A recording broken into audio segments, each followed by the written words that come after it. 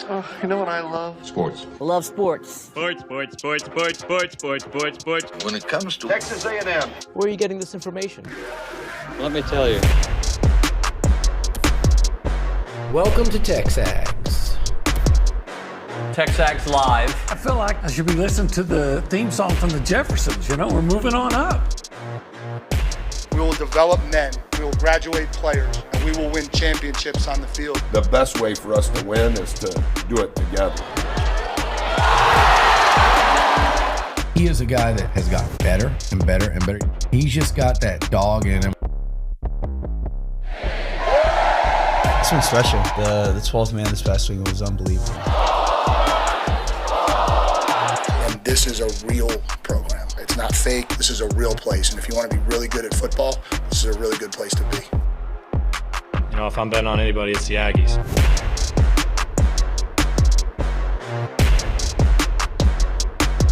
Worrying at all about where A&M is ranked in the college football playoff? Still at 15. Any worries about that, considering what's ahead, the two games? No, I don't, because I don't think A&M is going to get into the playoff unless they win the SEC championship. So if they win these next two, it still won't be enough. Oh, no, I think they'll be in the top 12 if you win the next two, without a doubt. But then if you lose that SEC championship game, You think you'll have they'll three punish losses. you for that? I do. Wow. Because I have no faith in committees where A&M is concerned. It's been proven over and over. And you think under that scenario, Texas gets it at 10-2 with no top 25 wins? Would that surprise you? It would not surprise me. Based on how I hope they're not that stupid. I'm just going based on history. Yeah. You tell me when was the last time A&M got a break from a committee? They haven't. I mean, in 2020, they said, well, we don't want to see a rematch between A&M and Alabama. But then they put, am I correct? They had Clemson and Notre Dame in? They did. So they were okay with maybe those two teams possibly playing three times. Right. And the Ohio State, the Big Ten, had to change its entire rules to get Ohio State in. Never, I go back to what we've seen in basketball, what we even saw in baseball once with, of course, Eric Hyman was the. Do you think Sankey would flip out? What? No, Sankey, the Brutus who actually stabbed you in the back. Yeah. So you don't think he would? But for having another SEC team, you don't think he'd flip out? I think he would complain because he needs to make a statement and appear. So, but I don't know. When was Sankey ever done any favor for A&M? You tell me. I just need to know. Let's see. On when? No, that wasn't him. Okay. The day before, no, that wasn't him either. No. So anyway, no, I don't. I'm not too concerned where A&M is ranked because all you got to do is win.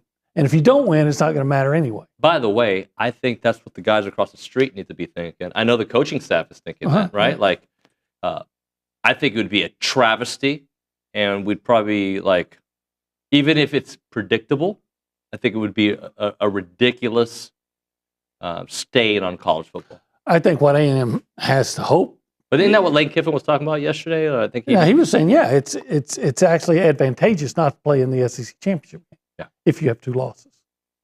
And he's right. So, look at the committee right now. We can all talk about how bad Indiana's schedule is, how weak it is. And, they're what? Last night, they put on fourth or fifth? Mm-hmm. So there are other teams with really weak schedules that are up there, and you're like, okay, so all they're looking at is the bottom line record. Yep. So I'd like to be wrong. I hope I am. Do you think A&M should be there right now, one of the top 12 today? I don't know if I do. I don't know. I know if they win these next two, yes. Yeah. And if you don't, you're not going to be there anyway. So that's why I have absolutely no reaction to where they're ranked. If you want respect, just go out and demand it. Kick them in the freaking mouth, bro. Just earn it to where they can't deny you. Had they been, let's just out of curiosity, had they been 13-11 in that range, on the cusp of being in or in, would you think they'd get in even with a loss at the SEC championship game today? No. I'm saying if you got three losses, you're not getting in. Okay. Unless you're Alabama Ohio State, Notre Dame. If you're So A&M, Alabama play. They're both 10-2. By the way, Alabama does have 4 ranked wins this year. But A&M beats Alabama. You think they get in regardless? Alabama, I don't think they get in regardless, but I think Alabama would get more consideration. They may look to see if they can find a way to get them in and justify it. Whereas if it was A&M, they'd say, okay, they got 3 losses. Okay, let me play this game again. Georgia. Same. Okay. Ole Miss. No. Ole Miss loses, they're out. So they're in the same position as A&M. I think so they like the position they're in. I think if they did, I don't see how anybody could ever argue that the people in charge don't look at the brand. I've talked about A&M in 2020. I can go all the way back to TCU and Baylor. I think it was 2014. In the next to last rankings, they were ranked 4 and 5, and Ohio State was 6. They all 3 won their last game, and yet Ohio State magically jumped them. And I remember at the time it was with Gabe Bach, and he was laughing because he has some issues with Baylor, like a lot of Aggies do. Yeah. And I remember saying, "Don't laugh," because Aggies look at themselves as being better. Yeah, that their program is in better shape. The rest of the world doesn't. They put you in the same caste. And so I hope that I am wrong, and if somehow A&M finishes 10-3, I hope that I'm wrong and that they would still get in. But everything in the past that's come down to committees involving Texas A&M has told me that won't be the case. What would be more egregious? Last year, Florida State not getting in, although we've seen what's happened to them since, or A&M under this scenario not getting in? No, last year, Florida State not getting in. Because Florida State, not only did they had only 1 loss, right? No, they're undefeated. They were undefeated. Oh, that's right. And they didn't get in. And they won their conference championship. And they say, yeah, but their quarterback was out. Well, they beat a ranked Louisville in their conference championship game without that quarterback.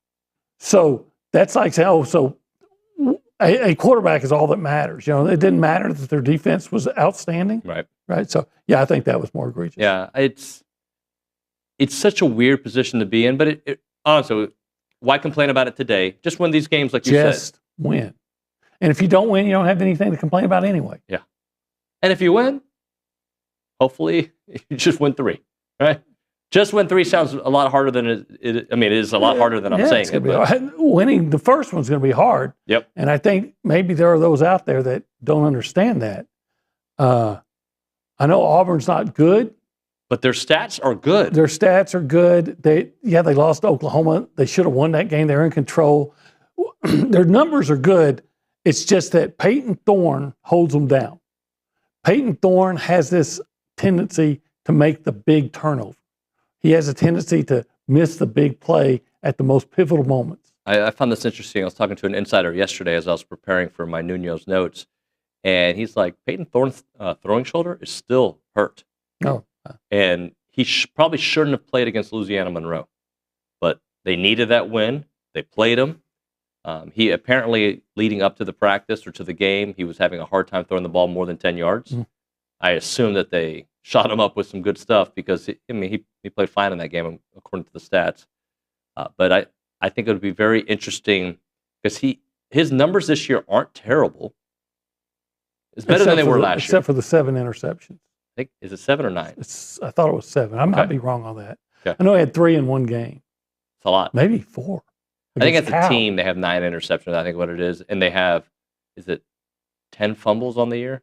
Yeah, I think they do turn the ball over, and that's been an issue. So if they take care of the ball, and you have to be skeptical whether they can, then you start thinking, okay, how difficult is it going to be to beat them if they don't help you?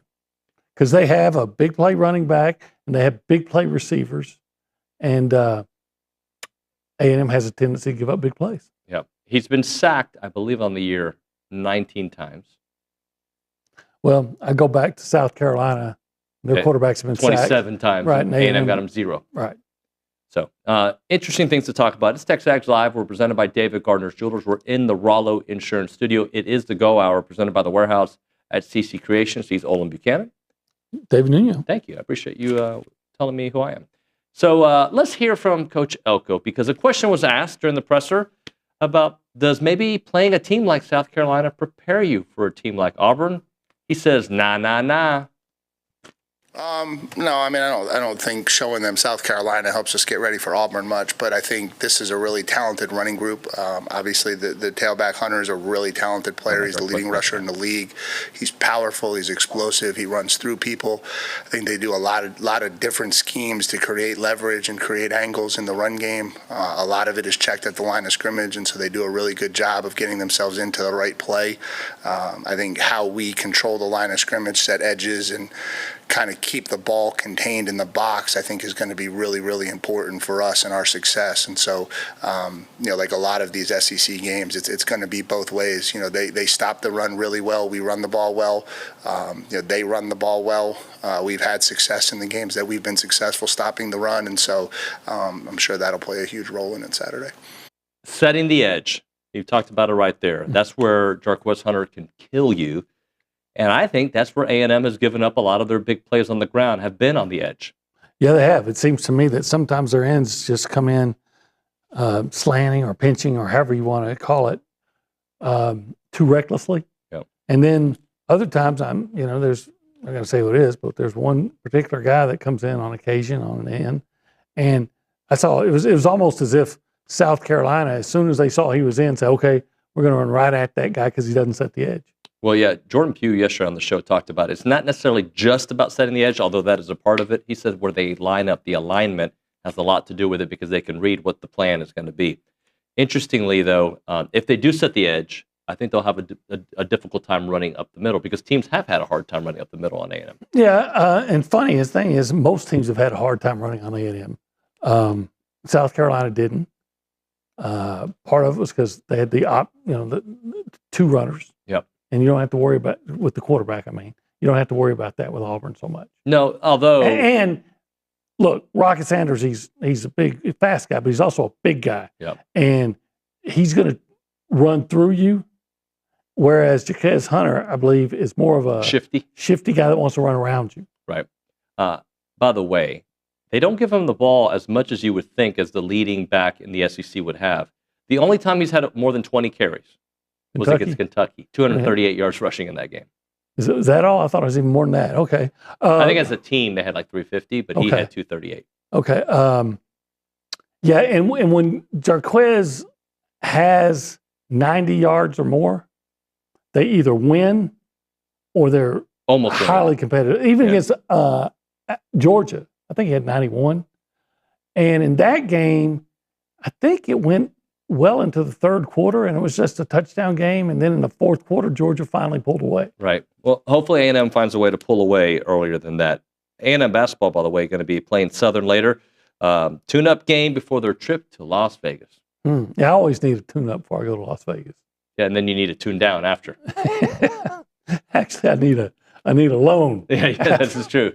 You and me both, even though I don't gamble. All right, this is the Holistic Planning Cool Zone. The cool zone. You like being cool. I like the cool zone. It's different, Got this stool that's so comfortable. It's comfortable just, stool. everything's cool. Where you're required to wear shorts.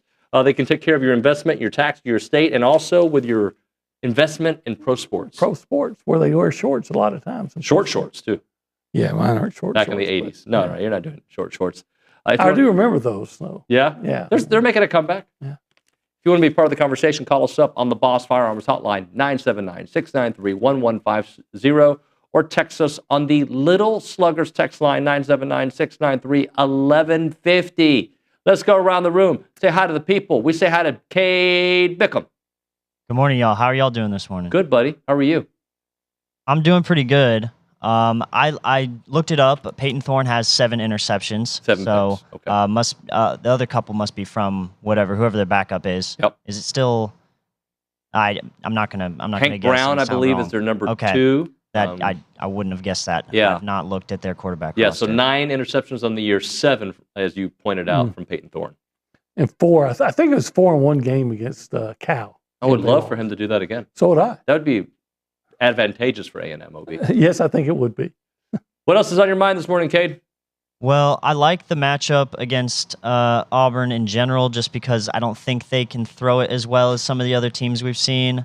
I'm slightly worried about setting the edge, just because it was horrific against South Carolina, the whole team setting the edge. But I think that you have to you can learn. You can definitely learn from those mistakes. I think it looked a lot better against New Mexico State. Their big runs seemed to be up the middle, just big guys making big runs. So if we can keep them contained and not on the edge of the field, not on the sideline, then I think A&M will be pretty all right in this matchup. He's making the point that you got to set the edge, obviously, that like we discussed, but not too worried about throwing the ball from Peyton Thorne. Here's what I'll say.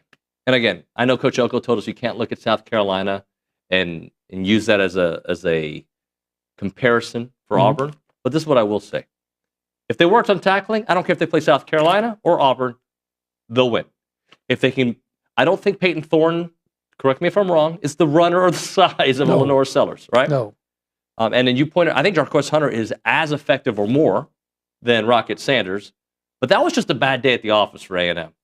You can't have two bad back-to-back road game bad days at the office. Yeah, I think so. What I come around with, though, there was a bad day at the office, I thought, even though they won, when they went to Mississippi State. Yeah.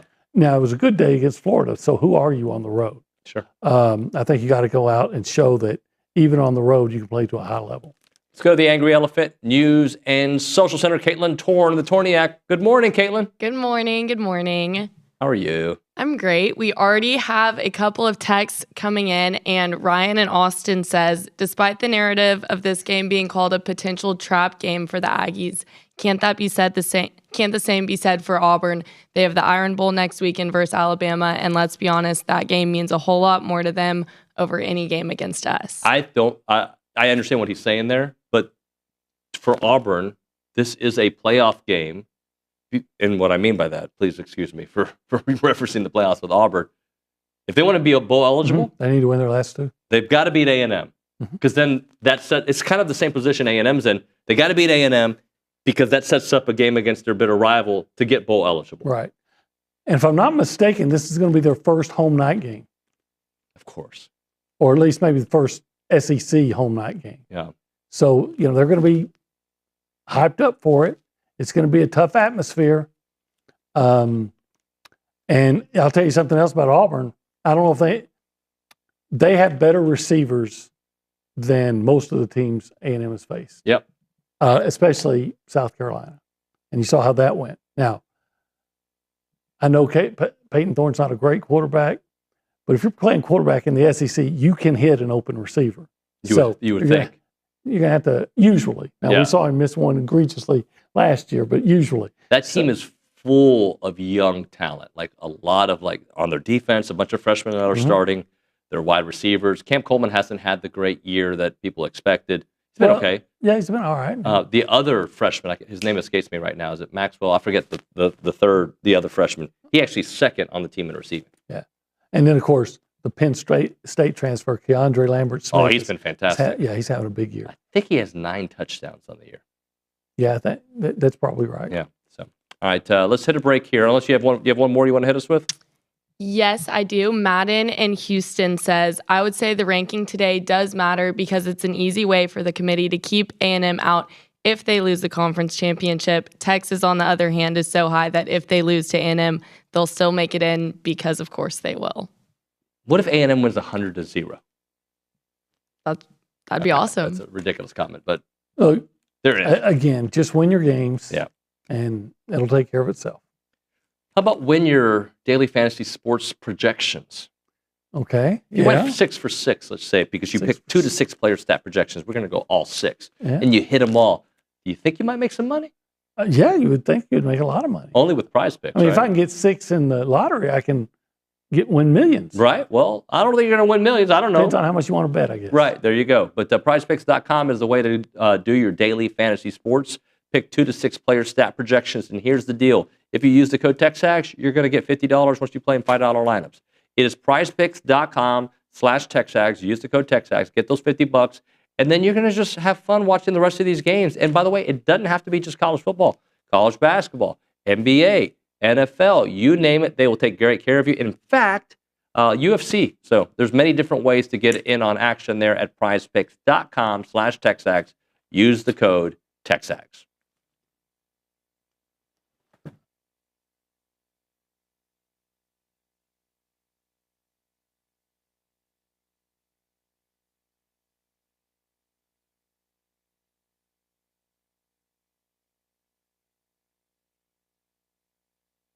What's up, TexAgs? This commercial break is brought to you by my good friends over at Aggieland Chevrolet, the official automotive sponsor of TexAgs.com and me, Billy Lucci.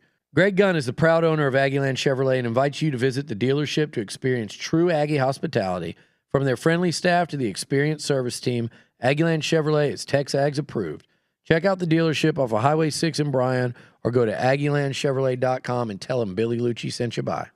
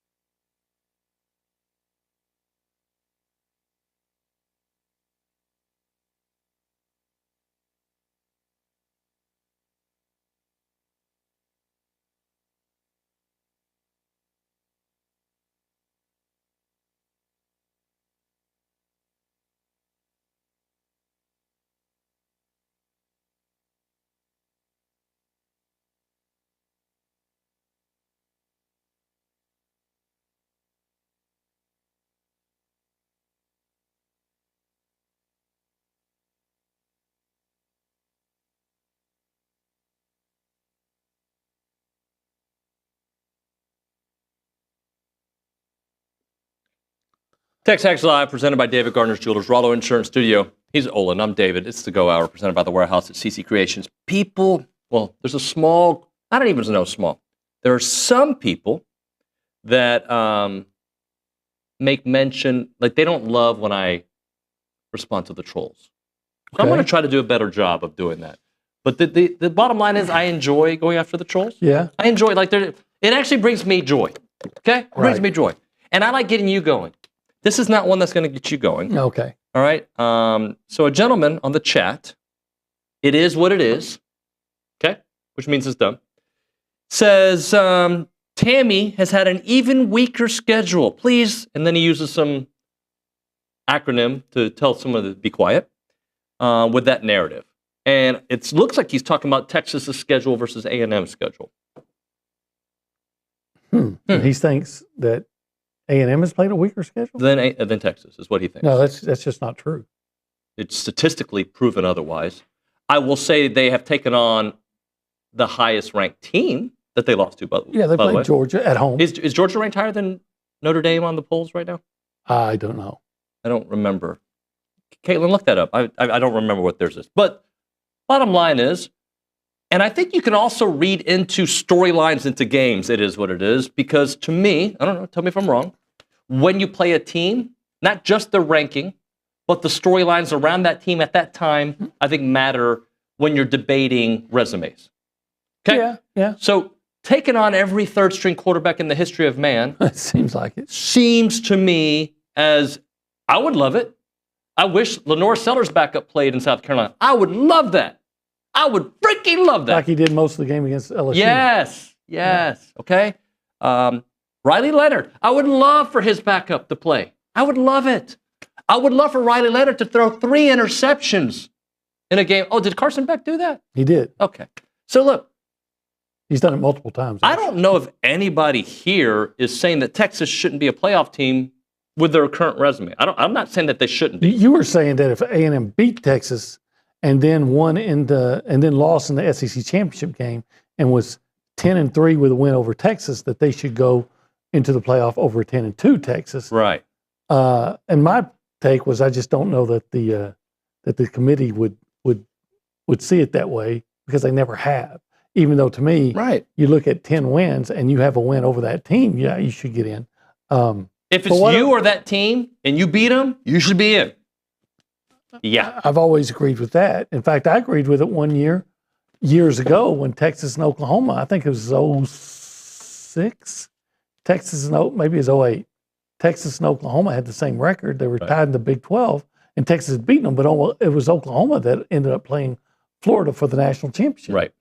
So, look, the system is flawed, and whatever fan you are of whatever program, you should find whatever data point that you need. But if we're being objective here, I think Saturday Down South, I think Andy Staples, I think most of those folks would say in that scenario, not Texas A&M, I think they would say A&M should be an over if they're out 10-2 versus 10-3 and haven't beaten you. Correct. Yeah. And none of those are on the committee. Yeah. But you know what? Again, I really, and I know Caitlin's got that answer for us here, but I really don't know why people get that worked up. I don't know. I guess it's part of the fun of college football is the banter back and forth. But none of it, who had the toughest schedule. Doesn't matter. None of it matters because you're going to play in a couple of weeks. 100%. And that's, at the end of the day, if Texas beats A&M, if A&M beats Auburn, and Texas beats A&M, they're going to be in, A&M's going to be out. That's the bottom line. Yeah. And the reverse of it is, if A&M wins out, hopefully they get invited, right? And I'm saying that wins out the regular season. Yeah. This is an interesting comment. Brad says, as much as they hate Peyton Thorne, it would be so ironic if he balled out against us. Well, that's kind of been the story for A&M, right? Yeah, A&M, I've said it so many times, I'm sure people are hearing it, tired of hearing about it, but A&M has this, I don't want to call it ability, this curse in that when they play teams, the things that they struggle with suddenly go away. Yeah. And I don't know why that is. I mean, I'm sure it's not 100%, but again, South Carolina's offense, their offensive line can't pass block. Yep. Until they play the A&M. So, Caitlin, that Georgia Tech, who's rated higher, Georgia or Notre Dame? Notre Dame is at 6 and Georgia's at 8. So I didn't know that. Is South Carolina in the rankings?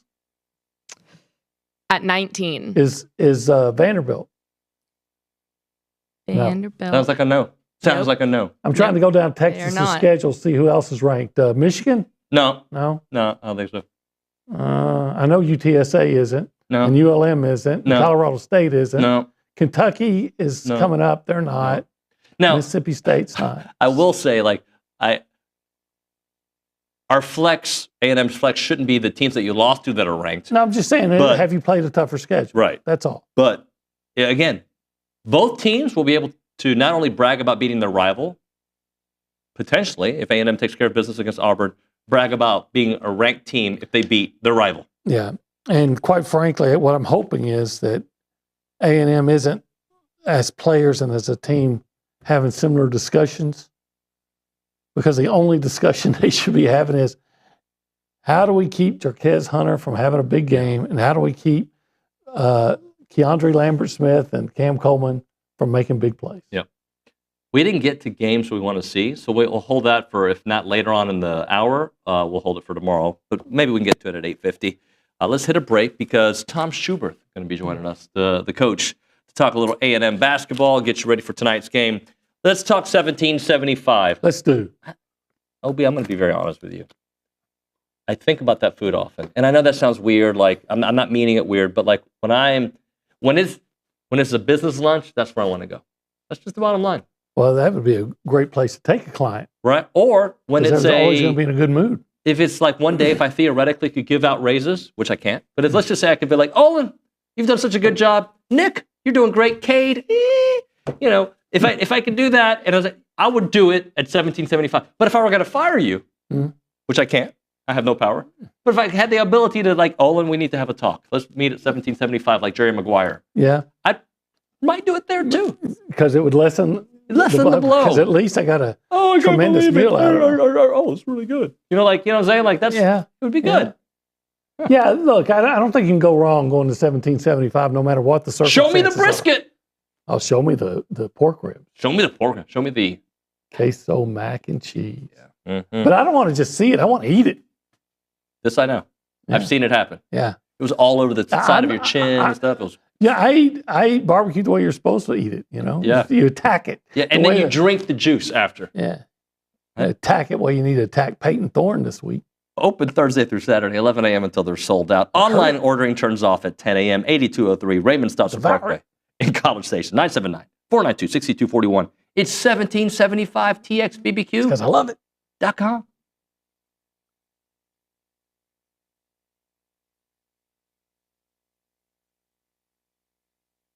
Everyone, David Nuño here in a moment right now for Snaps Clothing. They are the makers of the only official licensed Texas A&M Pearl Snap shirts. I'm wearing it right now. This is part of their Tailgater collection. It's built for game day. My friend Edgar over there is doing great work. You've got to check out the clothing. It's the Pearl Snaps. It's the cool look. It's kind of hip, but also Western. You'll love it, and they have great stuff there. They'll keep you comfortable as you're repping your Aggie gear, and it's the place to go to get it. Whether you're watching the game from home or tailgating before watching the stands, these shirts have you covered. Head to snapsclothing.com. That is snapsclothing.com to gear up for the season.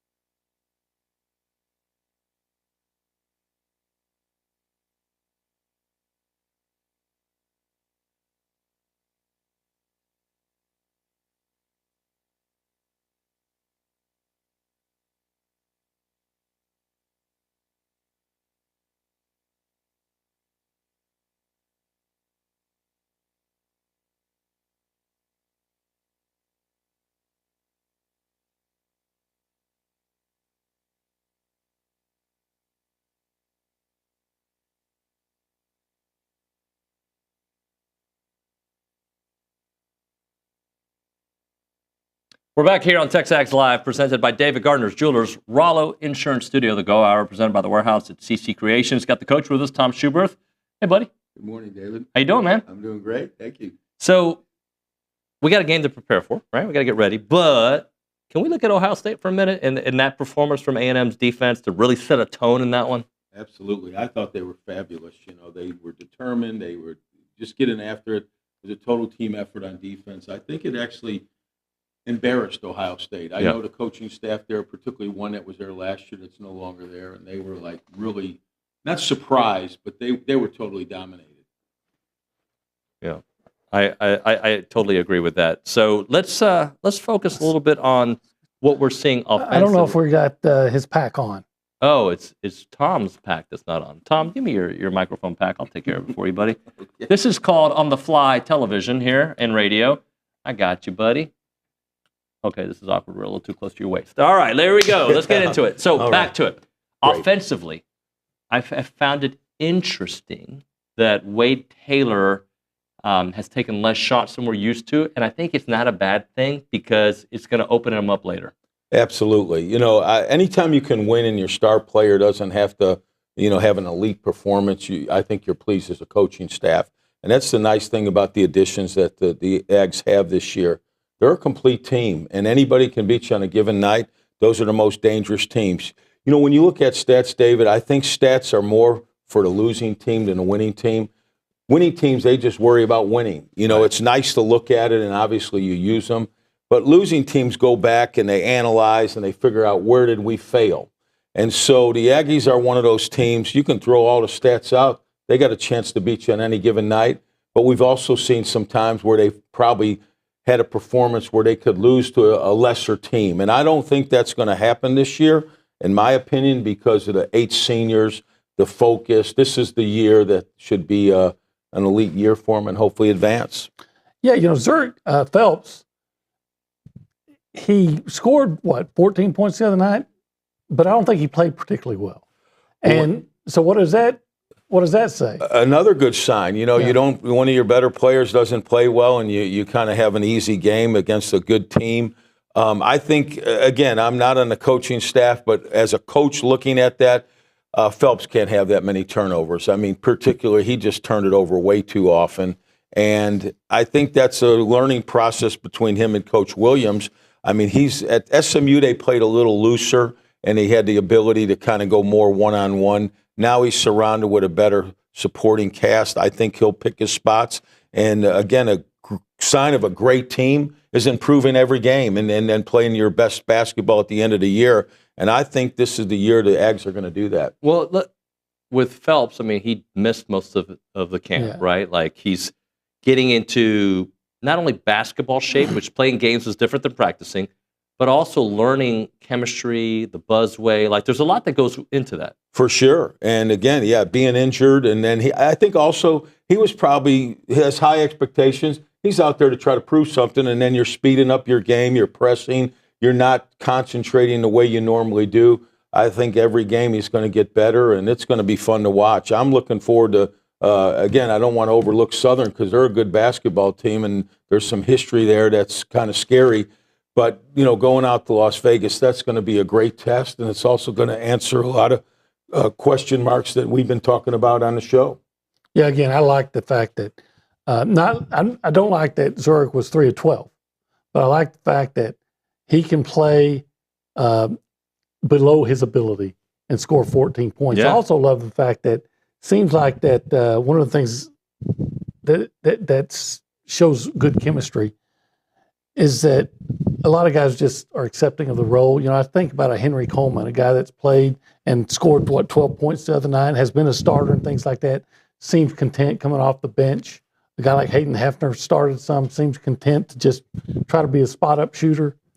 You used the key word, in my opinion, OB, chemistry. I mean, that's what elite teams and great teams do. They have good chemistry. I mean, Connecticut the last 2 years have the best players in the country. I don't think so, but they're certainly had the best chemistry. You know, you look at Kentucky last year, those guys go to the NBA, they're star players. Their chemistry was horrible, you know. So I think A&M has as good a chemistry as any team in the country. Do we have the best players? No, but we have excellent pieces of the puzzle, again, that I think could beat any team, including, the Gonzagas, the Connecticut's, who's ever Alabama's. Well, they've done it before, right? Correct. They've beaten top teams. I know. I think they're a scary team. No one wants to play Texas A&M because they know they're going to be prepared and they know they're going to come out and compete every night. And those are the dangerous teams. But if you were to be worried about something, would it be sometimes the offense gets bogged down like we've seen the last couple of years? I mean, when you rely on free throws to be a huge part of your offense, and by the way, I think it's brilliant. I'm not taking away from it. But when you rely on that, how worried are you about offense in crunch moments? You are. I mean, it's kind of like flipping a coin, 50-50. You hope your shots are falling. But the way we offensive rebound always gives the Aggies a chance to win. And then, if you do history on teams that win, if you go to the free throw line and make more free throws than your opposition, probably 75 to 80% of the time you're going to win the basketball game because you're putting pressure on the other team and you're just more aggressive. So that's always going to give us a chance because it's hard to stop the Wade Taylors and our offensive attack when we play so aggressive. And then when our shots fall, and that's when I think we're so dangerous we can beat anybody. What lineup do you prefer for this team? Do you like the two guards with three bigs or three guards with two bigs? I'm always guards. I was accused one time when I first got into coaching that if it was up to me, I'd start 5-point guards. And ironically, there's some teams in the NBA that kind of put 5 guards out there at times. So it's dangerous. With the 3-point shot, OB, and the shot clock, I think the guards control the game more, and the 3-point line always keeps you in it. I mean, Wade Taylor's been an example of that. When we were struggling, I remember last year at Arkansas, and he single-handedly just brought us back. So I'm a guard guy, but again, that's just my preference. But there's so many good coaches that pound the ball inside and make you guard them inside. And so I like when Buzz goes to the 3-4 guard offense. And that's versatility that they have that maybe they didn't have before. Hey, what does Solomon Washington give you? Energy. He's a little frustrating to me, and I don't mean that derogatory. You love to have a guy like that because he can turn a game anytime. I looked at his stats before I came in, and he's not shooting the ball well. And again, I think we've used the terminology, David, of hunting shots. I think Solomon and Anderson Garcia are their most effective. And again, this is just my opinion, when they let the game come to them offensively. What they do defensively changes the complex every time they're out there on the court. They are so good at guarding not just one guy, but all 5 positions. They can guard anything from a point guard to a 5-man, and that's what makes them so versatile and good on the defensive end. Sure seems like he gives them an elephant of toughness that I think every good team needs. Hey, Tom, you mentioned having 3-4 guards. You love seeing that. Were you a fan of Run TMC back in the day with Golden State? And I don't know if Chris Mullin was a guard per se. It was more of a, but they had guard elements on that back in the day. They did, yeah. I think when you're preparing against teams like that, it's so difficult because you have to change your lineup defensively, or they'll burn you. All right, so let's close out with this. You said you were worried. I don't know if worried is the right word, but you better be prepared for Southern. And I don't remember the exact word you used. What was it? Dangerous? Dangerous. What makes them dangerous? Well, first of all, their coach, Kevin Johnson. He's got good pedigree. He actually worked for Billy Kennedy at Centenary College when Billy was there. He got the head coaching job when Billy left. He came into Texas A&M and Reed Arena and won twice with Centenary, that number 1. Number 2, last year, he beat UNLV in their home opener. Southern did. And then they went to Mississippi State, an SEC team that went to the NCAA tournament and won. So tell me that's not a dangerous team. And it's pretty much the same team coming back? Well, they only have really 2 or 3 returning guys, but they've added better players. And I know Kevin personally, and this isn't an endorsement for him, but he's a good basketball coach that's not going to beat himself. A&M's going to have a good performance to win. But he'll change his defenses, come with some presses. He'll go man zone. But they're tough. They kind of take his personality. And I know they're looking forward to it. You get paid in these games, and then if you go out and win, it's even gravy. And so he's already won at UNLV last year and Mississippi State. I hope it's not at Texas A&M.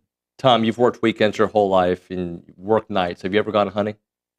No. I didn't think you had, but you need to listen up to Bird Dog because Bird Dog can, like people like Tom who've never gone hunting, like me, I'm a seasoned hunter. I've gone once. Like I know what I'm doing. I've shot one bird. I know exactly what I'm doing, right? Like, but people like Tom who have never done it, they can learn with Bird Dog. Or actually, seasoned hunters can go because Bird Dog's going to set up the hunt for you. They are an Airbnb for hunters. That's the beauty of what they do. They're going to set up the hunt for you. They can provide some add-ons to it. We had Roger Crager perform for us on night one.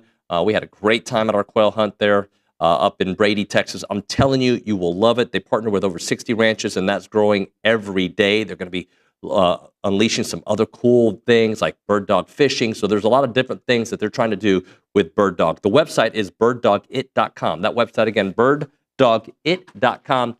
Go check it out.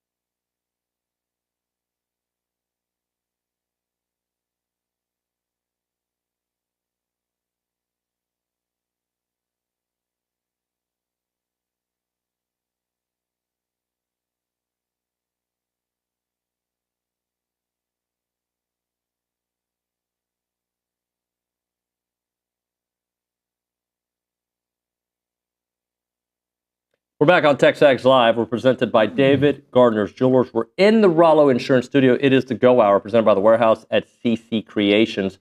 I don't believe we've read this text, so I'm going to go to the Angry Elephant News and Social Center because Robert and Bremon had a little commentary. Okay. So, because the way we started off the show was, you don't believe in committees getting A&M in, so you better win. Mm-hmm. the next 3. Okay. Right? And there's a light at the end of the tunnel if you do win those 3. So I'll let Caitlin read that. Yes, Robert says win 3 straight, and we are a top 4 seed. So you win 3 straight. Win 3 straight, you get a bye. Yeah. Yeah. Even though you don't have a bye because you're playing in the championship game compared to some of the other 10 and 2s that will make it, it's still a bye, and it's deeper into the playoffs. Right. Yeah. So, that's one of the rules of the playoff, that if you're the 4 conference champions are going to get a bye. First round bye, yeah. So that would be nice. Is there a team that you think would be a better matchup for A&M that's possible in the SEC championship game? Obviously, if you get to that level, they're all elite in their own way. Would you rather play a Georgia team or an Alabama team? Talk about, do you want to drink poison or gasoline? Right. Quite frankly, I think I'd rather play Georgia. I do too. And I know that sounds like blasphemy. It comes back to the way I saw Carson Beck?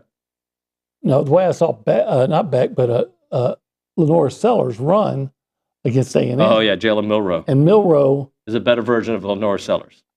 I would rather play a quarterback that's going to be in the pocket than one that's moving all around. Yep. Which is why I like that kind of quarterback that's moving all around and mobile and things like that, because I think it puts just more stress on your defense. And that's not to be a knock on Carson Beck. And I know he can run to some degree, but he doesn't run like Jalen Milroe. He's not Jalen Milroe. Right. And we've seen Jalen Milroe not only run against A&M, but throw the ball effectively as well. And Carson Beck is not the same quarterback he was with Brock Bowers. No. And doesn't have McConkey. And Oscar Delph's is a nice tight end, but he's not Bowers. So, I think if it comes to that, I think I'd rather play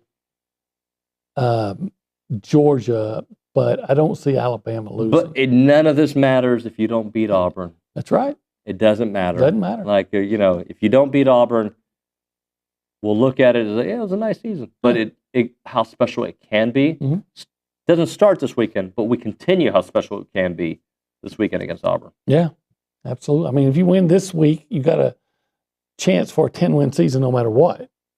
But more importantly, if you win this week, you're still in the championship race. But if you lose this game, will you look at the season as a disappointment?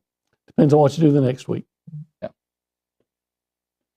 If you lose this game, you'll still be kicking yourself for what might have been, especially if you beat Texas. But don't lose this week. Yeah, don't lose this week. Take care of business. And is the key stopping Jarquez Hunter? I think it starts there. If you look at their limiting wins, him, right? If you look at their wins and what he's done, when they win, he has a big game. Yeah. So, I think that's where it starts. But we've seen, as you mentioned at the top of the show, even when he has 90 yards, they're competitive in games. They have a chance to win.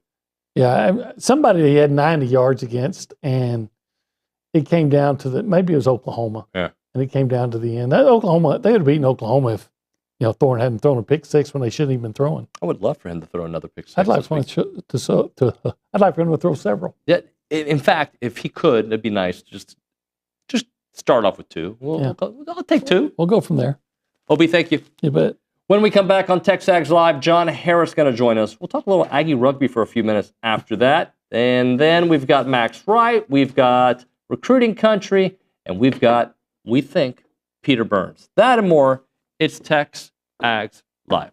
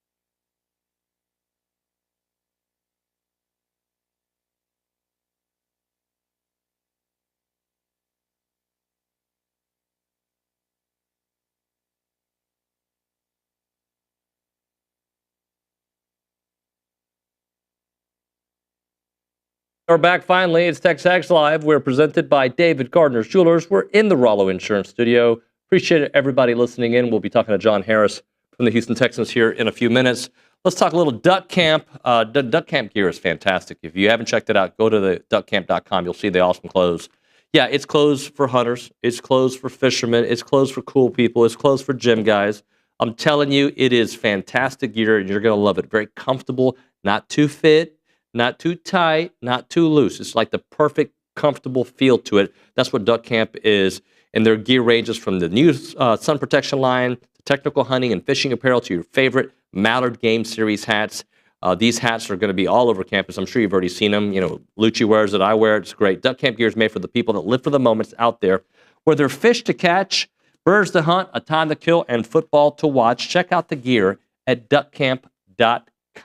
Not sure what we're doing with John Harris. I think we're trying to get him on the Zoom. So we'll go to the Angry Elephant News and Social Center for a quick moment and see if Caitlin's got a thought or two. Miss Caitlin? Yes, we have some exciting news in women's tennis. Number 1, Mary Stewanya, and number 9, Nicole Kieran, won their first round matches at the NCAA Division I Singles Championship on Tuesday at Baylor Hurd Tennis Center. The number 1 Texas A&M women's tennis team had 2 players advance to the round of 32 for a second consecutive season. Stewanya matches up this morning at 10:30 against number 55 Piper Charney from Michigan, and Kieran is going to face number 70 Sabine Rutluka from Penn at 12:30. 2024 marked the first time in school history that the Aggies had 3 players qualify for the NCAA Division I Singles Championship. And then today, Texas A&M is attempting to put 2 players into the round of 16 for the first time in school history. Awesome stuff. Thank you very much. I appreciate you there, Torniak. All right, let's go to the Boss Firearms Hotline.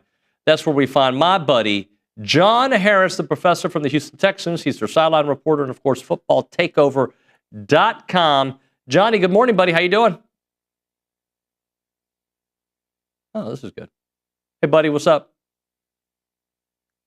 I think you're muted. I think he's muted, guys. I don't know if he's muted on his end or it's muted on our end.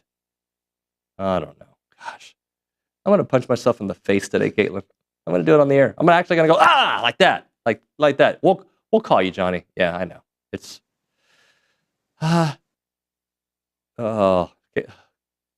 We were close. I think we almost had him. I don't know. I just want it to work.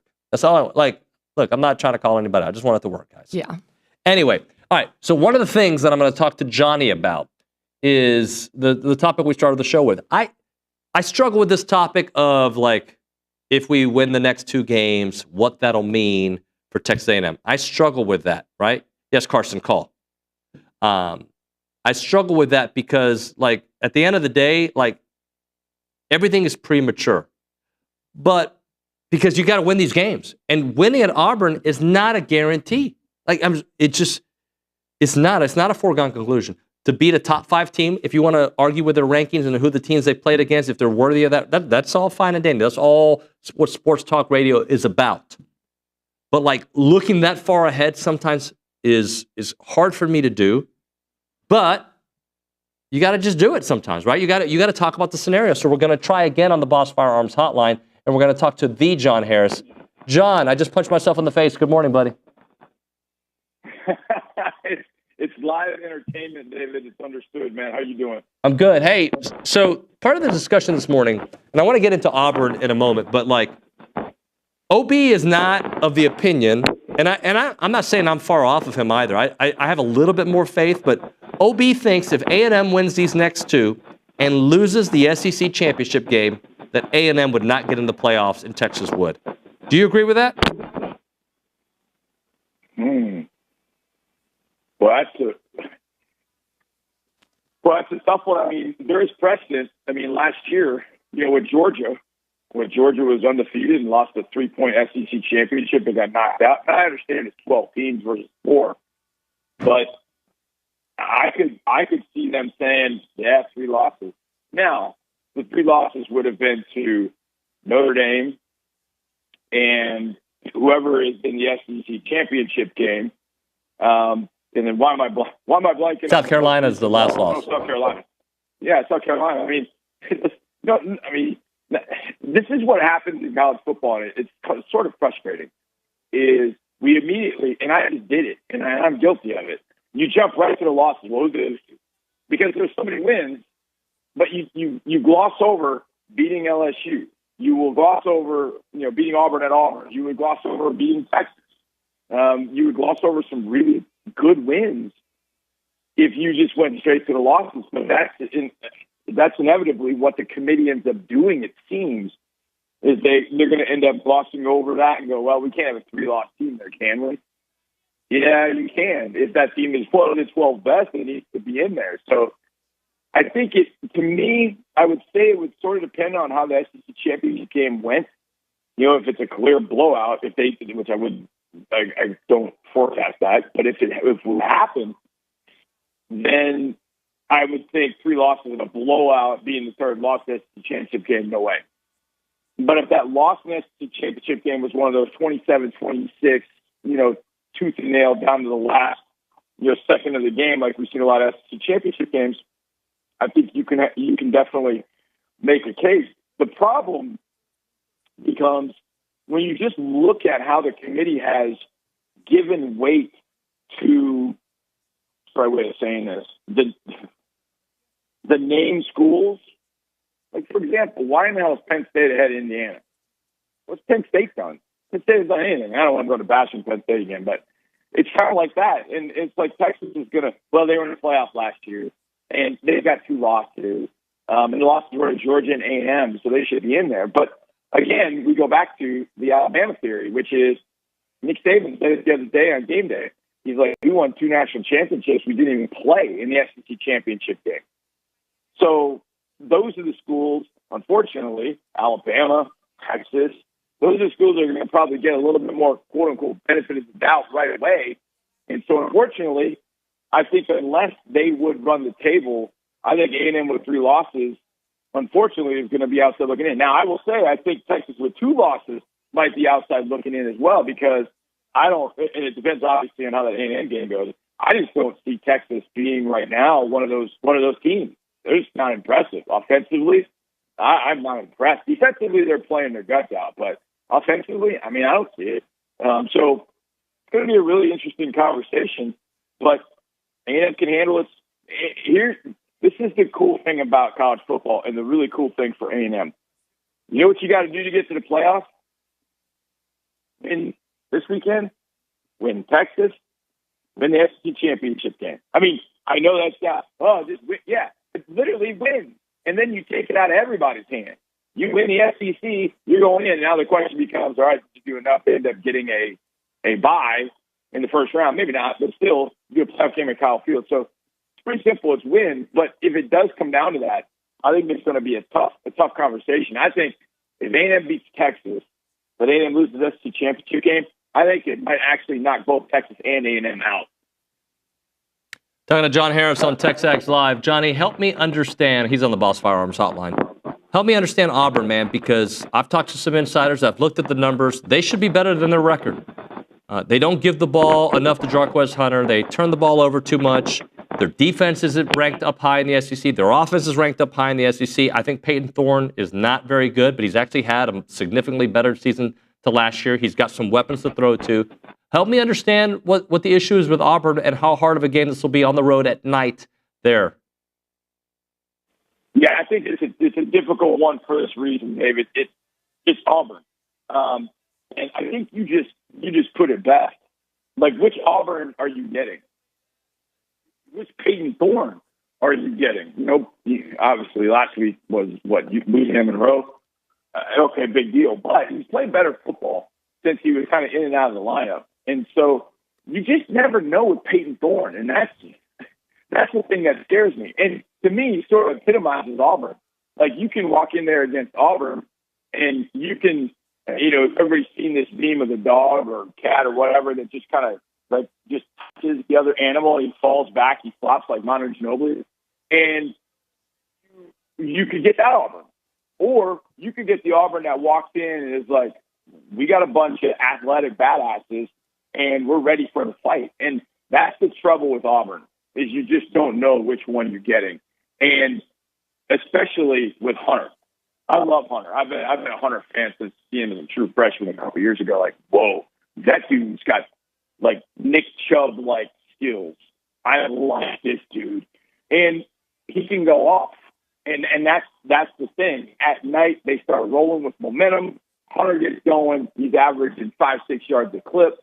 You're kind of back on your heels. They score early. You get behind. Now you're chasing.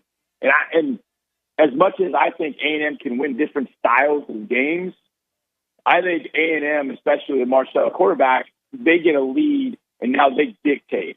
Now Colin gets to dictate offensively to the defense. Whereas if they get down a little bit, okay, now it's a little bit more of a struggle. It's not, it's not going to be one of those, oh, my God, they came back and won. No, I think they can come back and win. I just think it's better for them to play from ahead just because of the way that team is done. And they can do that. But that means they got to go in their first drive and just, boom, just establish physically this is the way it's going to be. They have to tell Auburn, this is the kind of game it's going to be. Do you want to be in it for 60 minutes? Because Auburn's proven this year that, maybe. Okay. So they're going to have to decide. And if it ends up being one of those nights where they're deciding, we're ready to check out. Okay, well, then take it to them, get the win, get out of there, and then start getting ready for that other school in Austin. But physically, they've got to answer the bell. And I think a great example of that, David, is what the other night we did against the Dallas Cowboys. We decided to show up, and we chose violence when we woke up that morning. And it was evident from play one to the end of the game. And you could see at the end, Cowboys just like, no, we're done. We're done. A&M's got that club in its bag, and they've got to use it this weekend against Auburn. They've got to make Auburn not want to be in that field with them. Now, knowing Auburn, they'll fight back because that's kind of the way they play, especially defensively. These kind of long, physical, athletic dudes that can go out and make things happen. McLeod has been a guy I've loved ever since his days at App State. They just got some long athletes that can make things tough. But I think if you're physical with them, don't allow them to just sprint to the football unabated, get hats on hats. I think you've got an opportunity to move the ball the way you want, take a lead early, and then play your game, not let them dictate what game you have to play to go win it. Johnny, did anything stand out in the New Mexico State game from the highlights? I don't know how much of the game you were able to watch. I mean, anything about that game, you look at the score, you look at maybe the not that efficient way they played from midway through the second quarter to the end, but they did get up to a 17-0 lead just like that when it mattered. Yeah, I'll be honest, Dave, I didn't take much out of it. I mean, I watched, kind of on and off throughout the night. I had it on one of my, YouTube TV does a great job giving you the multi-view, and so I had it down there and I was watching, and it got to a point where it was like, there's no really reason. What are you going to gain from it? Just get everybody out of there healthy, because your two biggest games of the year, well, obviously, the biggest game of the year is always the next one. And it just so happens that it's a night game in Auburn. So that becomes, hey, let's just get everybody out of here healthy and let's move on to Auburn. Take care of our business against the CUSA school that really, since they lost Diego Pavia, they don't have much. So, I don't know if you take a ton out of that. And I never really have when they've played New Mexico State or, no offense to other schools, but schools that they've played, the SEC, Alabama plays Mercer. I mean, it's great that Alabama and SEC schools try and prop up the athletic departments of, FCS and some other lower FBS schools. But, yeah, you're not going to take much out of it. It's just a matter of let's get everybody out healthy and let's move on. And let's I'll tell you this. I worried about Le'Veon being gone. I did worry about that a little bit. But I think the running game just handles itself. I like Daniels. I think he's got some juice. He's got some juice that I didn't think that he had. I thought he's more kind of a power guy, but he showed some juice getting away from the second level. And I was like, okay, that's nice to see. I like that they've got another gear that they can get to. So I think there's not much you could take out of it other than we stayed healthy and now we get ready for this game. And we talked about it. And when I saw this game on the schedule and I could kind of see the way the season was going, I circled this Auburn game, and I was like, man, this is going to be a tough ball game. Because if A&M is playing and continues to play, if they continue to win games and get in the top 15, top 14, you're like, man, they got playoff aspirations. Texas game that they have had circled for 2 years now, and they've got this tricky Auburn game against a team that you never know.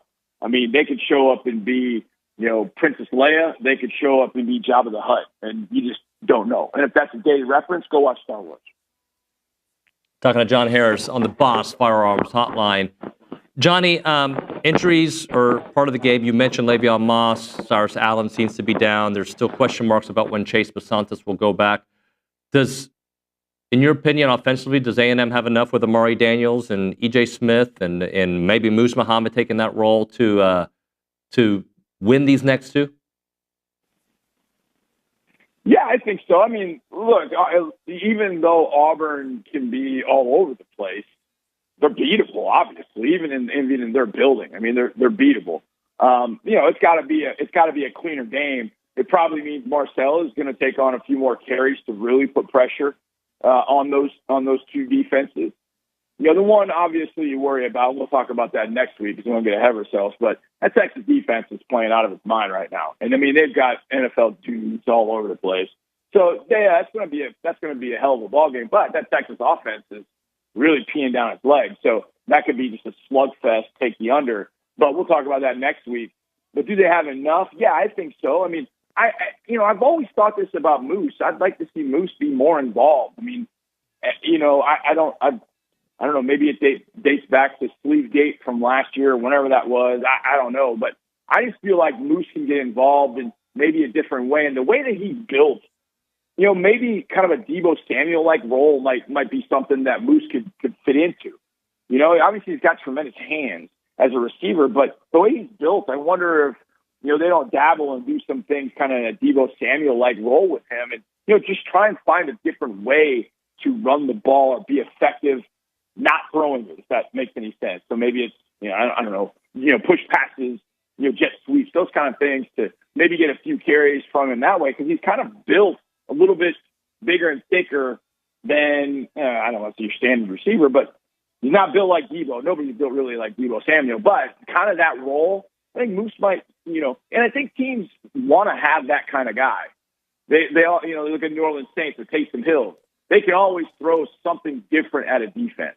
And that's what you really want to do, especially a defense like Auburn that's going to be fast with the ball. If you can, oh boy, here comes outside zone, and there goes a reverse. And you catch them out of position and you pick up 25, 30 yards, doing something like that. So I would like to see them getting involved that way. But, I love Daniels. I think EJ, I don't get really excited when he's in the game. So I'd like to see more from him. But it might just mean that they've got to find a different way to, quote unquote, run the ball. And maybe Moose is that guy that can do it. But I think they'll probably rely on Marcel a little bit more. But Colin Klein over the years has done some different things offensively to kind of find, 4 or 5 touches for somebody that they want to get the ball to. So, maybe this is that week against Auburn that you kind of pull that out when you really need it. And if you don't need it, if you get your lead, you can play your game and save it for Texas. Kind of spring it on them a little bit later. So that would be kind of fun. But take care of business Saturday night, come back home, and then get ready for I would imagine one of the more exciting college football games that's ever taken place in the state. But it doesn't become that at that level if you go to Auburn and trip all over yourself. Johnny, let's close out with the Texans' performance against the Cowboys. We have a lot of listeners of both teams. Obviously, the score would make people feel like the Texans were rolling. What did you see in that game, first half to second half? Yeah, I think that was it, David. It was first half to second half. I think first half, the Cowboys did some good things offensively and really stayed in it. And could have gotten a break to go their way and didn't. And, they hit the 64-yard field goal and it's 20-13. I think, okay, well, it's still a ball game. And then they take it off the board and we get to stop there. And I thought, ooh, that was probably a big moment when we got that stop because from that point forward in the second half, really, our pass rush got all over Cooper Rush. And then we finished the game. And that was the one thing we hadn't been doing. We finished the game. The first half, yeah, okay. We looked okay. We put up 17 on the board, and we were just average offensively. But in the second half, we finally scored a touchdown, which was nice. And we actually scored 2, one offense and one defense. But I think it was our defense that just overwhelmed them eventually because, Cooper had to throw it, I don't know, it almost felt like 50 times. I think it's 55, 56 times he threw it. And you're not going to do that against us. And I mean, not our pass rush. Our pass rush is dominant. So the offense did a little bit more. Nico came back, and that was good. So, we shook off a little bit of rust there. Now we got the Titans and the Jags coming up before a bye week. And if we get those two, we'll be 9-4 going into the bye. And then we've got the 4 biggest games of the year after that and really have to prove ourselves against the Dolphins, the Chiefs, the Ravens, and then the Titans again. So played a little bit better, and that was good. We're just taking positive strides. We won up in Dallas for the first time ever. That was good. I shouldn't even say this. I feel bad for Cowboys fans because that's a team with a lot of talent that just, what's the right way of saying this? It's just been, kind of flittered away this year. I felt for Zach Martin. Zach Martin's trying to hold up with injuries all over his body, and he just can't. And, Cooper did whatever he could, but he's not Dak. They never went and got a running back, which they could have had Derrick Henry for $10 million a year. They could have had Derrick Henry with Dak. And what does that change? So I feel bad for Cowboys fans in the sense that the Cowboys just this offseason just didn't do a whole lot.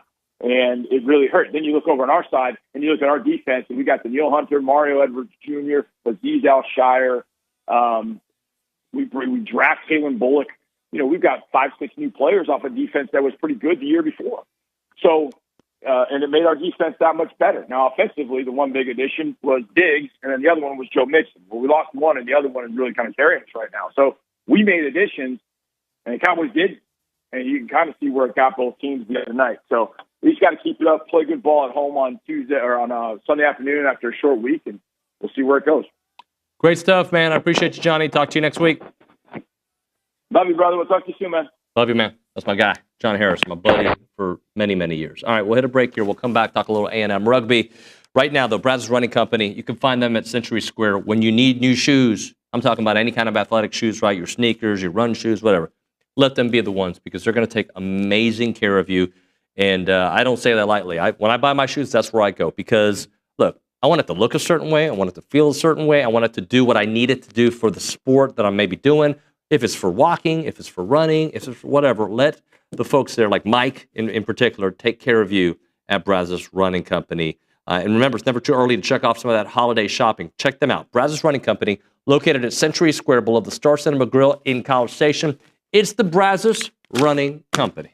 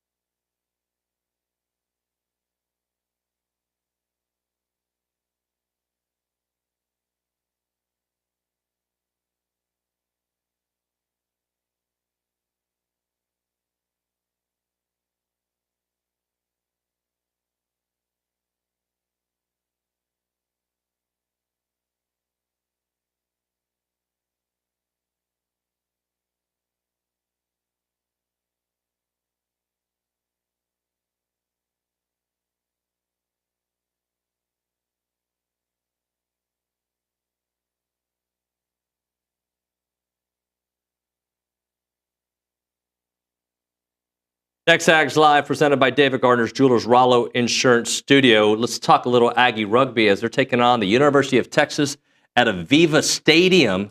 That's right. On the 23rd. That's in Houston. That's where the SaberCats play. Got Jake Foster and Caden Vonert.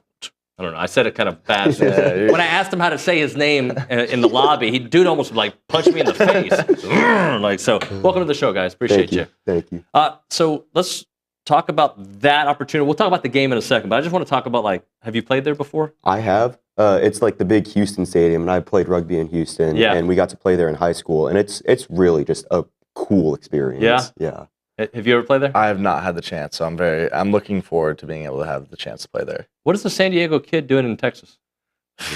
Back in 2014 when I started watching college football was when Johnny Manziel was getting all the hype. Yeah.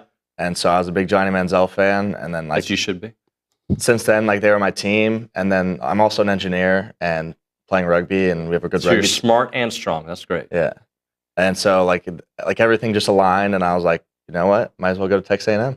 Most people, when I say that, give him a compliment, they're like, oh, no. He was like, yeah, you're right. You're right. He's ready for it. So let's just talk about the season. How has it gone? Is there been some ups and downs, I guess? Yeah, we kind of started on a slow note. We're starting with the new coach this year, so it took just some adjusting, getting used to, kind of similar to the football season.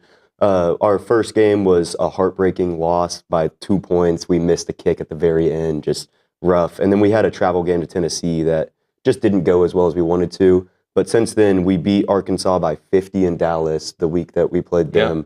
And then we just beat Rice by a lot as well. So got momentum going into this game, last game of the season. Really, really excited for it. How many years have you been on the team? Since freshman year. So I'm a junior now, 26. Just the third season. Okay. Yeah, third season. And you? Same way. Okay. Third season. How has the program grown since you got on campus? Yeah, when I was a freshman here, I think a lot of people that I talked to didn't know we had a rugby team. Yeah. And I think we've done a really good job at building social media and building a community that people actually are aware now, which is pretty cool. And then on top of that, we kind of went through a change in coaching, which made it a little bit more difficult, but we're about to really ride our new coach into a different conference, and I think it's going to be really good. The conference is changing. Tell me a little bit about that. Yeah, so right now we're in a we're independent, so we're able to schedule our own games, but we're also in two separate leagues, I guess, if that makes sense. So we're going to try and buy into one league and play a lot more of the teams that are around here, like Sam Houston and obviously Texas and Oklahoma and teams like that, versus trying to travel and spend a lot of money that we really don't have. But so talk to me about how good Texas is. They're pretty good this year? It'll be interesting. Last year, they had a really good team because they had a lot of foreign exchange students. And I don't think they stayed this year. The team that we lost in heartbreaking fashion to beat them by 40, I think. So okay. Should be a pretty good game. I think we have a lot of momentum right now, too. So it should be pretty solid. How did both of you get into rugby? I was in 5th grade when I got into rugby. And I played football at the same time, and I just wanted a sport to do on the side. And there's a lot of rugby in California for some reason. And I had a lot of friends that were playing rugby at the same time, and they invited me, and I tried it, and I just loved it ever since. Yeah. In high school, I was big football. Freshman year, I was convinced I was going to the league. And didn't keep growing, so, had to find something else. I kept playing football, but my junior year, one of my friends who's on the team now was just come out. Why not? It's in the spring. Just play. And I did. And I was like, oh, this is actually really fun. I'm pretty good at it. And then found out we had a team here. So I was like, let's go. Let's fly in. Is the goal to play professional rugby, or you guys are going to follow your careers? What are we thinking? I'm probably more career than I am rugby. I've dealt with a couple of injuries so far, and I don't know if that's something I can sustain throughout the rest of my life. But if the possibility opens up, I'm not opposed to it. I'm definitely going to look where my opportunities take me. Right now, I think I'm following my career just because there's a lot more money in my career in America. But I definitely would like to try rugby, playing professionally a couple of years. So, do people who play professional rugby, for the SaberCats, let's say, do they have real jobs too, or is that their only? A lot of times they have another job within the MLR. I didn't mean disrespect. Real jobs, another job to supplement income. A lot of times, yeah. It's similar to Major League Soccer in the U.S. when it first started, where there are some clubs they're starting up and they don't have the fans or the salary to give out full jobs. But the way it's growing, it is going to get to that same level. It just is going to take more time. Top try scorer on the team? I mean, that's the note I got. That's the note, but I mean, like, it's a lot of. It's a team effort. It's a team effort. Yeah, exactly. Like, coach speak. Let's go. And also, it's like every game, there's a different guy who's going to be a top try scorer. Like last game, our winger, a boss, had 5 tries. Yeah. And so it's really just like, you know, I have kind of the most opportunities, I guess, and I try to just make the most of the opportunities I get. So. My guy waiting on Zoom right there to go on the show. Max would be an excellent rugby player. I think he might. You know what, Max? I'm telling the people, you're going to join them at some point for a practice. I'm sorry I just did that to you, but it is what it is. Guys, let's close out with this. The opportunity to play Texas at Aviva Stadium. Fans can come out and support. Tell me a little. Just give me your pitch. Yeah, so 5:30 this Saturday, we're playing Texas at Aviva Stadium in Houston. It's kind of in like southwest Houston. Right down 288. Really big game. We got one game against them. Our A's versus their A's. Best guys against best guys. Gates open at 4:30. Tickets are, I believe, $5 to $10. Really cheap. Really good time. If you're in Houston, come out. There's no reason not to. They're also going to put some scores up from football games if you want to keep track of those too. It's just a good time. Anytime you can beat a Texas team, you should beat a Texas Always team, worth it. and go support it. Always worth it. Jake and Kaden, thanks so much for making some time, Thank guys. you very much. Appreciate you. We'll hit a break here. We'll come back with Max Wright. We'll chit-chat about the tight ends. Because, of course, I'm a prophet, and I told Max last week, it's all about the tight ends. Milliken Reserve Time, farm-to-table community in College Station, homes, trails, farms, and wide open spaces. They have a mission to build a healthy community around nature, and they've done so. If you love being outdoors, and I love being outdoors, getting that sunlight, getting that walk on, throwing the ball with your kids, you need to go to Milliken Reserve. It is an awesome community. Sure, you can buy property there and live here, but you can just go visit, to go hiking, to go biking, canoeing, kayaking, the equestrian trails. They have it all there at Milliken Reserve. You can learn more about it at millikenreserve.com. That website, again, is millikenreserve.com. Go check it out.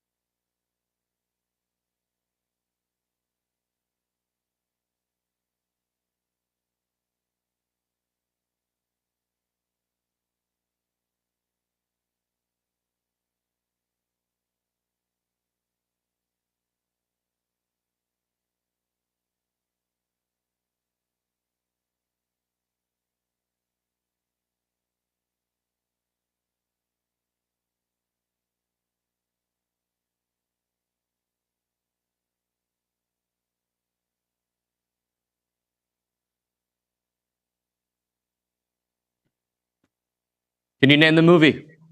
Torniak. Not listening. Oh, well, Right now. that's going to be hard. When I Cade, get my headphones in. That's really good radio. Hey, Cade, can you name the song or the movie? That's a good answer. I want to. Is it Caddyshack? Maybe. No, God, no, bro. No, I was sorry. I was trying to. I don't even know if Max can hear find it. the era. It's Back to the Future. I might be wrong. I hope I'm not wrong. That'd be really embarrassing. I'm 97% sure it's Back to the Future. It's TexAgs Live, presented by David Gardner's Jewelers, Rollo Insurance Studio. We go back to the Boss Firearms Hotline. There's Max Wright. What's up, buddy? How we doing? You've watched Back to the Future, right? Oh yeah, absolutely. All of them. All of them? Which is the worst? I know the answer. There's only one answer. Which is the worst? Yeah. Part 3. Part 3 was terrible.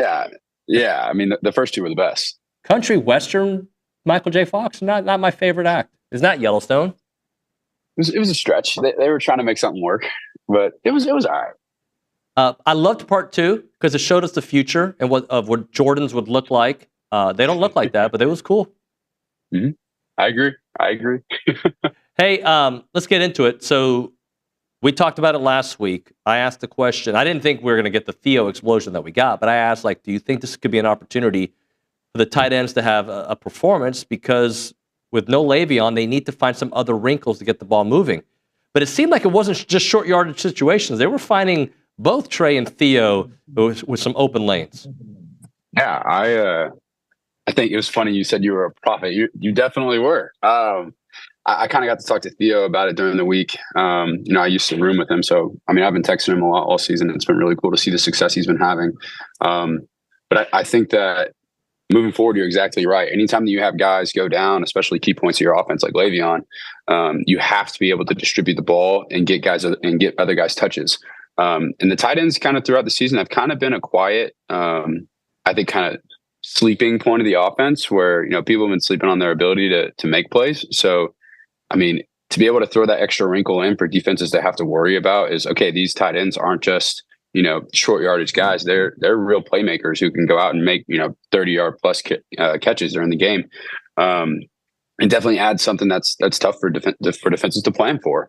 Man, it was awesome to see those guys get to step up and, get as many touches as they did. And I think that having a bye week and then being able to play against a team like New Mexico to, allow you to get some in the pocket passing reps for Marcel, and then for the tight ends to kind of get some more game-like action before the final 2 SEC games, I think was great. So I think they're setting themselves up nicely to finish the season strong. Talking to Max Wright here on TexAgs Live. So defensively, there were a couple of gaps, if you will, tackling, especially with the way McGowan ran the ball. He ran the ball really strong. But did you feel like, considering the opposition, the defense cleaned up what they had to?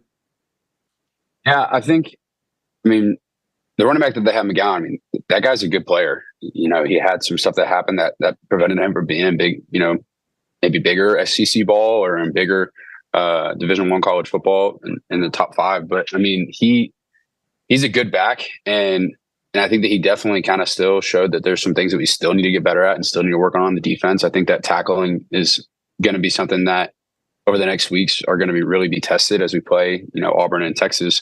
We're going to see if the progression that we're making in the tackling game is enough to, hold good offenses to less yards. I think that as you get to this point of the season, to make progress in the tackling game is pretty hard. I think that guys are kind of in their midseason form and you kind of know where they're at. But I think that if we want to do what we want to do these last 2 weeks of the season, we definitely got to make sure that that's something that's more steady and more of a centerpiece of our defense is consistent tackling. So, how concerned are you where A&M is right now in the college football playoff polls? I'm not concerned. I'm not too worried about it. I think that the next 2 weeks, I think there will be a lot of things that happen all across the SEC. November is always a really fun month for college football and just how unpredictable it can be. I think that they're in a fine spot. I think that if we don't look past Auburn, you definitely can't do that. But I think if we can handle Auburn this weekend, we put ourselves in a really good position to going into playing Texas to, put ourselves in an SEC championship conversation. If we can go out there and win that football game, I'm not worried about where we're at. I think that the playoff rankings, everyone's going to be amped up about it over the next few weeks. But when it's all said and done at the end of the season, what's going to matter is what we do and what's in front of us, which is these next 2 games. So I believe you played in the game in 22 when A&M lost at Auburn. It was Connor's second start. I believe you played in that game. You didn't record a stat, so they made a mistake with the game plan. But what happened, in your opinion? Why is that such a difficult place to play? Jordan Hare is loud, and it's their home field environment is a great environment, and it's one that definitely can get in the head of players when you're out there on the field. Their fans can cause some disruption. I think that they also are just a team that always plays so well there. They feed off the energy that crowd gives them. There's teams that are more dangerous as home teams, and that's definitely them. So that's kind of one of the things that I really want to put on the radar is we cannot look past this week. You can't. Auburn's been a team that's been playing teams well all season. They may not have as many wins in the win column, but they kind of remind me of a team that I played on where, we lost, we went 5-7, but man, 6 of those 7 losses, we were within 1 score. I mean, just like them, there's four games this year that they were within 1 score, which just goes to show they're a good team who's on the cusp of, winning a lot of football games, but they just haven't been able to get over the hump. So I think especially coming in late November, they're looking to hopefully ruin somebody's season with the season that they've had. They're going to come out firing, and you have to be ready to go out and start fast against a team like them. You have to, especially at home. Yeah, you have to do that. This is a team that I look at, Max, and I'm like, I don't see a reason they should beat you unless you mess up, right? If you give them the ball, if you have turnovers, if you just have too many dumb penalties, which, by the way, has been a theme most of the season. To me, that's the only way you and I shouldn't say the only way, but that's the only way I see this A&M team losing. Yeah, I agree. I think that one of the things that I know Coach Elko is harping on is you have to focus on what you can control, and you have to take care of what's like in front of you. So we can't worry about, hope that they're going to make a mistake, hope that they're going to come out and not play good football. You have to go out and focus on your assignment and doing what you can to the best of your ability. Because at the end of the day, I think you're right. I think that I do think we're the better team. And I do think that if we go out and handle business how we should win this football game. But on the road in the SEC can always cause problems. And so you have to come out disciplined. You have to come out not trying to do too much or not coming out crazy in a way. But you have to come out in control, and you have to come out to set a tone early in order to kind of put yourself in a spot to win football games on the road. So you feel good about this one? I feel good about this one. But I definitely have a little bit of worry that if they don't come out hot against a team like Auburn at home, they can put themselves in a tough situation where it can be hard to, you don't want to get behind. Anytime you have to come out fast on the road, you have to. Because if you get behind on the road in the SEC, Auburn's defense is not a bad defense. They're a pretty good defense who's got some experience, and I think that if you want to put yourself in a good situation to win that football game and take the crowd out of it, and not let that team get momentum and get energy to ruin our season, you have to come out and start off quick. So, last thing for you, let's say A&M wins that game. Yeah, how crazy? Because it's going to be crazy. It was going to be crazy no matter what, right? But how crazy is it going to be that the winner of Texas versus Texas A&M will go to the SEC championship game? Just kind of the atmosphere, the electricity in the room, which is outdoor room, but just talk about it all. Man, I've gotten to be a part of some really big football games in my tenure at A&M, and got to be a part of some really cool wins in my tenure at A&M. But I don't think there could ever be an environment that would match what's going to be in Kyle Field that week if we do come out and win this football game this week. And the winner of it's going to be the decision who goes to the SEC title. This has been a long awaited matchup for both fan bases. And I think that when you think about what Kyle Field already brings to any game, I mean, we had one of the highest attendances for the New Mexico game that we've had for a non-conference, whatever it was. It was like the 3rd highest attendance record that we've had for non-conference games. I mean, I think that we're going to break the attendance record. I think that the environment is going to be something that nobody's ever experienced in a college football game. And I think that what's on the line and what's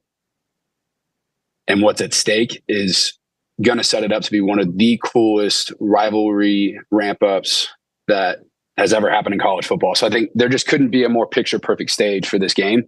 And I expect both teams to come out firing and for it to be one of the best games played this year, honestly, in a long time. Max, great job, brother. Talk to you next week. Yes, sir. Appreciate it. Giggle. Giggle, man. Career opportunities at the Association of Former Students. If you're looking for a new gig, you want to move to Aggie Land, let them be the place that'll take care of you. Great people work across the street at the Association of Former Students. Really good people. Scott, Randy, Porter, the whole gang over there. They're fantastic. And you'll want to work in that environment. They typically have openings in several departments. I've seen fundraising, marketing, sales side, whatever. They have so many different areas for you to do it. If you're trying to move back to Aggie Land, let them be the ones. You don't want to miss out opportunities to help out with Aggie socials, Aggie happy hour, you name it. They're going to help you, or they're going to put you in a position to help other Aggies, which is all about being an Aggie. If you're interested in joining a team or sharing with someone that would be a great fit, please visit tx.ag/association jobs to get more information on each position. It's the Association of Former Students.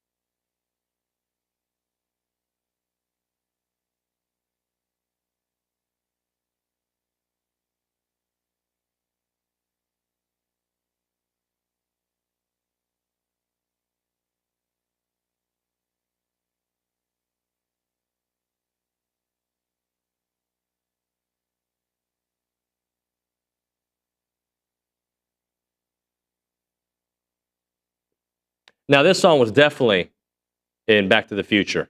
Definitely. Carson, what was the song that we played earlier? I also think that one might have been another Huey Lewis Back to the Future song. If I'm wrong, then I'll just, punch myself in the face for the second time today. It is TexAgs Live. We're presented by David Gardner Jewelers. We're in the Rollo Insurance Studio. And as a reminder, the final segment of the show is brought to you by Double Dave's.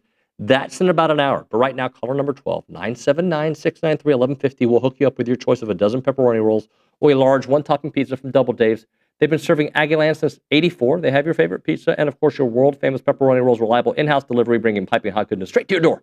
Just click on doubledaves.com, and your favorites are on their way. All right, so here's my question to the people. Who knows about this ticket pool fight thing that happened? Or like the chaos? Hip to be square was definitely not Back to the Future. It was a song before that. So I was way wrong. But we're going to pretend like it never happened. We're just going to move on from that. Other people have made mistakes on the show. Why is it always got to be on me? Right. Kate, what happened with ticket pool? Like, I've read things. I don't want to label things, but like Aggies don't lie, cheaters steal, except some say they cut in line, apparently. At least the new kids do. Yes. So from what I understand about what happened, so at 2 a.m., Monday, like 2 a.m. Monday morning, there was a lull in the crowd. I guess there were some people that were leaving to go to Bonfire Memorial, and other people were coming to take their place in line. This is from what I've heard. And so people saw other people leaving and like people switching out. Somebody yelled, "Charge!" like super loud, and everybody rushed up to get in the line like that early in the morning. Then, obviously it rained the next day. It was raining that morning. People were standing in puddles. I mean, there was trash everywhere. Hey, so I'm going to jump in. Huddled up. So if that's true, and there's video evidence on people's cell phones or A&M security camera, I think what they should do, like they've done in riots before, find that student and expel them. You should be embarrassed if you did that. All of you. If it's a group of friends, buddies, or whatever, I think that's embarrassing, and that's not what Aggies are about. And you can talk to me about it if you want. I'm easy to find. All right, we're going to hit a break. When we come back, recruiting country. We've got Jason Howell, that and more. It's TexAgs Live.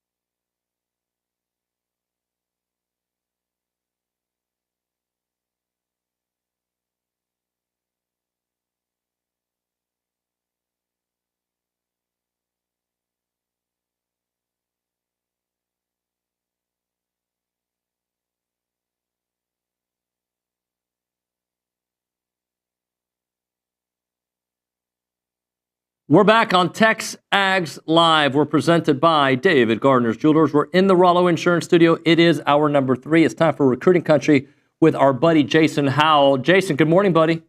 Good morning. Glad to be here. Hey, I saw this. I think we're close to the same age. I might be a few years older. I saw this tweet that said, did parents in the 80s really allow their kids to roam freely, or is this just a portrayal seen in the movies? My parents did not allow me, but every kid I knew was allowed to go wherever they wanted in the middle of the road, like walking barefoot all over the neighborhood. My parents, like, street lights went out, I was in the house. But how was it for you as a kid? I remember getting kicked out of a Walmart one time for roller skating through with my brother and some of our friends when I was, I may have been kindergarten. So wait. Yeah. Wait. Let me see if I got this right. I gotta unpack this story. As a kindergartner, you went to Walmart without your parents, and with my brother and a few friends. It was only a couple blocks away. Okay, and you were roller skating inside of the Walmart with roller skates that they were trying to sell. I want to make sure I got this story correct. No. We had our own roller skates. Okay. We just we roller skated to the Walmart and thought it'd be a good idea to go in, and we weren't doing anything but roller skating up and down the aisles. But yeah, that's not a good idea either. So, anyways, we got shown the door or chased out or whatever, and but yeah, growing up. That was one instance that got some of those privileges taken away, but with an older brother, I was able to we were kind of able to roam around the neighborhood a bit freely on our bikes. But I grew up in a smaller town too. Okay. So it's not like I was in the middle of Houston or in a suburb. It was, that. Where I was living then was Forest City, Arkansas. So, I don't know how big that is. Maybe 15,000 people. I got to grow up small town living and roaming up and down the streets. Everybody knew who you were. Let me tell you, I think it was something about my mom and dad getting a phone call, like that kind of thing. Like they knew who to call to make sure we got in trouble, kind of situation too. So yeah, we got to roam around now. Yeah, Caitlin, I'm assuming your generation wasn't allowed to do that. It's a guess. I might be wrong. I think my generation of parents were a little bit more helicoptery. Yeah, I would say that's how my parents are, especially with me. But I'm the second oldest of 5, so they get a little more lenient as it goes down. Yeah, Isla, my youngest, gets away with the twins. That's never. how my family is. Isla, as a 11-year-old, has done more than the twins have as 16-year-olds. That's weird. Anyway, people are listening to do Recruiting Country. So we got a decommitment that we got to talk about that flipped the wrong way. We'll get into that in a moment, but let's maybe start off with the New Mexico State game and just some of the spectators that came in, the visitors. So to kind of give me the whole story.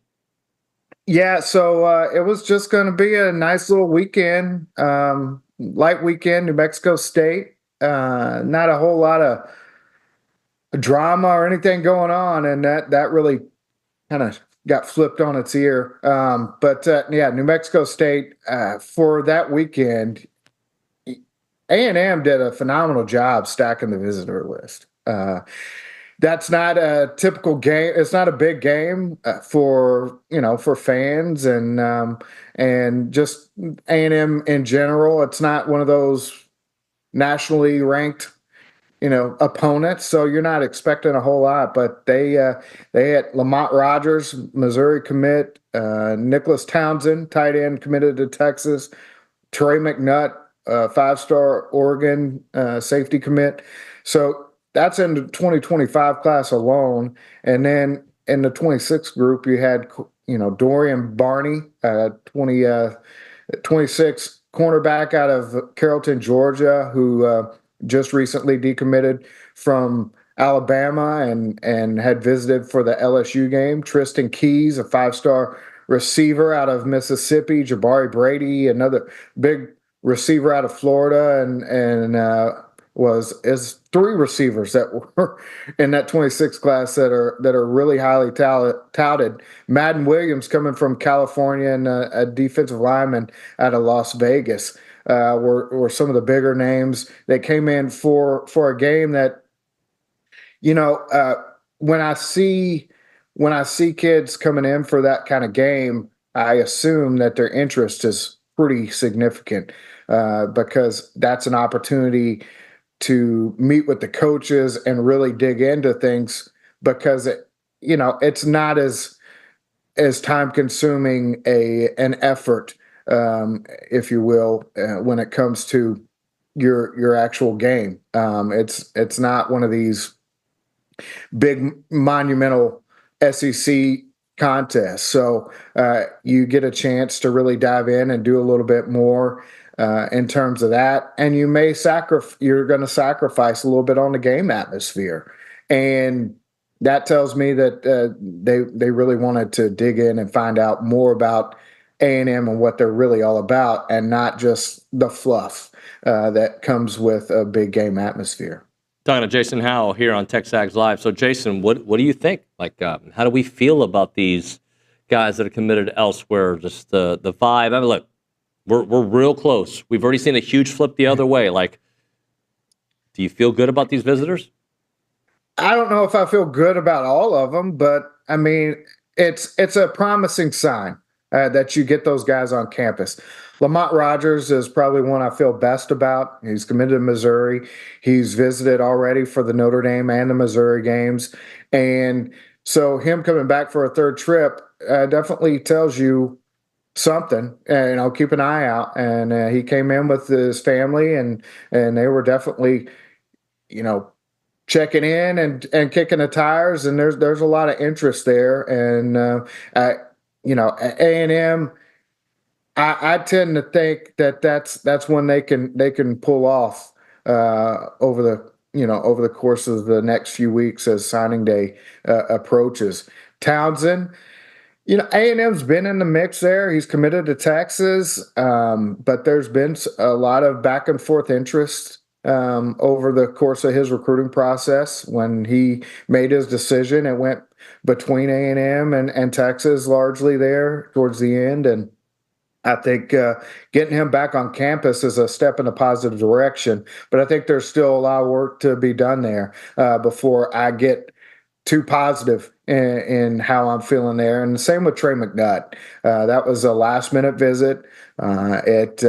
He's another one that came down to A&M and Oregon there at the end, and we said at the time, with all 3 of those guys, hey, keep them on your radar. Just because they've made a decision elsewhere doesn't mean that it's over.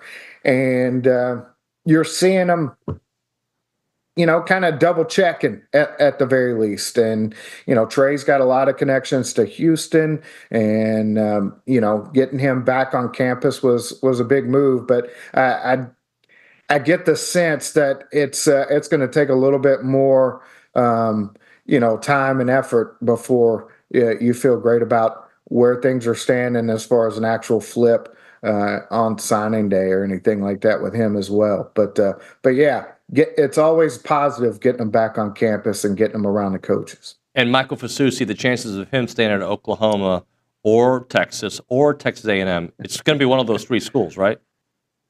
Well, that's who it came down to. First time around in August, he had 5 schools, but he was very open about it being the top 3, and he's there's been a lot of talk, a lot of chatter around Fasusi for the last few weeks. Sark and company flew in on a helicopter. They were all around Louisville all that weekend, that day, I guess, on that Friday whenever they came in, and there was a lot of Texas, just, I guess, talk at that time. And he said then, hey, the one y'all are not talking about is Texas A&M. So he brought up A&M and that whole situation, and A&M has been in there. A&M came the next weekend. Mike Elko and Adam Cushing watched him play Little Elm the next week. So they were able to, they're making their presence felt. And then the biggest thing that really happened, though, was after this weekend, after last week when he was saying, OU is, he's saying all the right things about Oklahoma and, that's where I want to be and all that stuff. But it came out, I guess it was Monday maybe, that he was taking a visit to Texas for the Kentucky game this weekend instead of going to the Alabama-Oklahoma game, which is what was thought was going to happen. And when that occurred, you see the red flags go up. Brent Venables has a they have a stance where if you're taking visits, you're not committed, and that was reiterated very publicly. And I don't know how that landed with Fasusi and his camp, but they made it clear, like, hey, you're not committed to us. So, and he does have a visit set up to A&M for the Texas A&M Texas game Thanksgiving weekend. So he'll be back in College Station. He's going to take a trip to Austin. You could see that in a variety of ways. You can see that as him getting to see Texas twice in 2 weekends. You can see that as A&M getting the last visit before signing day. Either way, Oklahoma needs to be scared and worried about losing one of their top commitments and one of the bell cows of their class. And their season's not going great, and the next 2 weekends are not shaping up to be pretty for the faithful up there in Norman. So, I'd say there's a real scare that for Oklahoma fans that he's going to be flipping somewhere, and it's muddy. It's real muddy. There's a lot of talk and conjecture who leads and why and whatnot. But you can make a case for A&M and Texas either way, and it's the one thing I will say though is A&M looks to be right in the middle of it, and getting him on campus for that big game weekend could not be shaping up better. And if you pull off the win, you've got a chance to make another just phenomenal impression on a big time recruit. Jason, excuse the ignorance. I don't know the rules here, but he's visiting Texas, Michael Fasusi, then he comes to A&M, and Texas is here. Are they allowed to approach him? Are they allowed to say hi to him? Not while he's not at when he's visiting A&M. They won't be able to do anything. Can they wave at him and like, hey, bud, we like you? I mean, shoot. Yeah. Okay. Prove they didn't do anything. It's one of those things. But typically, they can't they can't meet. They can't talk to him. They can't do any of that. But it's just an opportunity for him to see both teams in action, and that can be a positive for either team. So it's something to keep an eye on. And shoot, you talk about that. I did an interview on Dorian Barney today. He visited for the LSU game. He was in town for the New Mexico State game. He has A&M high on his list, and he's going to Auburn this weekend. So he's going to see A&M again for the Auburn game. And, he's there as a guest of Auburn, and he's there on Auburn's recruiting weekend. But, hey, it doesn't hurt, especially if A&M goes in there and takes care of business. And there's a chance he comes back for the Texas game in a week. So that would be almost a month straight watching A&M games for Dorian Barney. So there you go. Of the offensive linemen we just talked about, are they guys that can potentially play right away? Or these more? I mean, and I'm not talking about depth of what A&M already has. I'm just saying, are they the kind of dudes that you can see playing rather quickly? Absolutely. I mean, they're top of the list. Offensive tackle prospects. They're guys that they're going to come. They're as ready-made as you get on the high school level. But that said, it's kind of like offensive tackle and quarterback are kind of in the same spot in my mind when it comes to, do you really want to start a freshman quarterback? Do you really want to start a freshman offensive tackle in the SEC? And ideally, you'd like to be able to bring them along. And but you see it. They have that kind of ability to step right on campus and be a factor from day one. They will challenge whoever is in front of them, and they will push for time. Absolutely. And it wouldn't be a surprise if either of those guys step into a significant role as a true freshman. Jason, this is going to be a Nuñoism, so I apologize for it. But, like, I am not surprised the song Longstreet flipped. But the longer it went, I was starting to get surprised. So, like, early on, like, a California kid coming to College Station and USC wants him, that's going to be hard to keep. But then he said all the right things, and he continued to say the right things. And there was a brotherhood with that class that I thought he was a part of, and he was, in fact, a leader in all of that. But then, you know, it happened, and I'm like, you know, kind of expected it. So just maybe a quick your version of how we got here and what's next. Well, things really started to heat up in the last, I guess, few weeks. And I guess last week it took on a whole different tenor, and it really got serious over the weekend. We started hearing that he was flipping, and that he had already told USC he was flipping on Saturday. You know, we started hearing some things and putting out feelers and trying to find out what was going on. And of course, you saw what happened, and unfortunately, that's the way it went.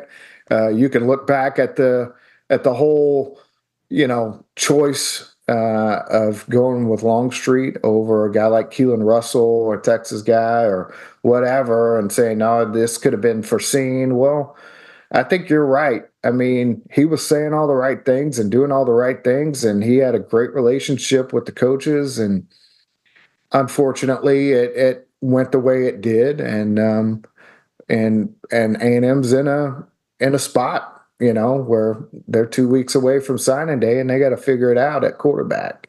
And you know, since Julian Lewis has been looking, you've been hearing Longstreet would be a priority target. And I know Bronny came on last week and said, they're going to go after him, but we feel good about Longstreet sticking. And I think that was kind of the feeling up until things really got real, I guess.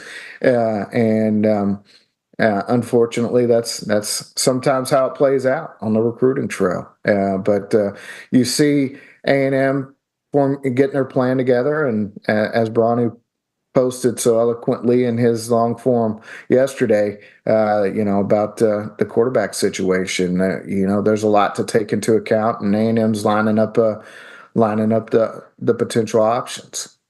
So, not a lot of time. Yeah, I feel like they need a guy like because I can see several scenarios where if you go in the portal, like, I don't know, I think they need a high school kid. Am I right? I think ideally you'd like to grab a guy. There's a lot of ways it could go, and let me tell you, I think that A&M would be, you know, a potential landing spot that would be very inviting to, you know, a potential transfer quarterback or, you know, something like that. There's Marcel Reed is obviously doing big things, and they've got a lot of things going in that quarterback room, and there's a lot to sort out. But I would think you'd like to grab a high school quarterback. But you don't want to panic and just take a guy just to take a guy. Right.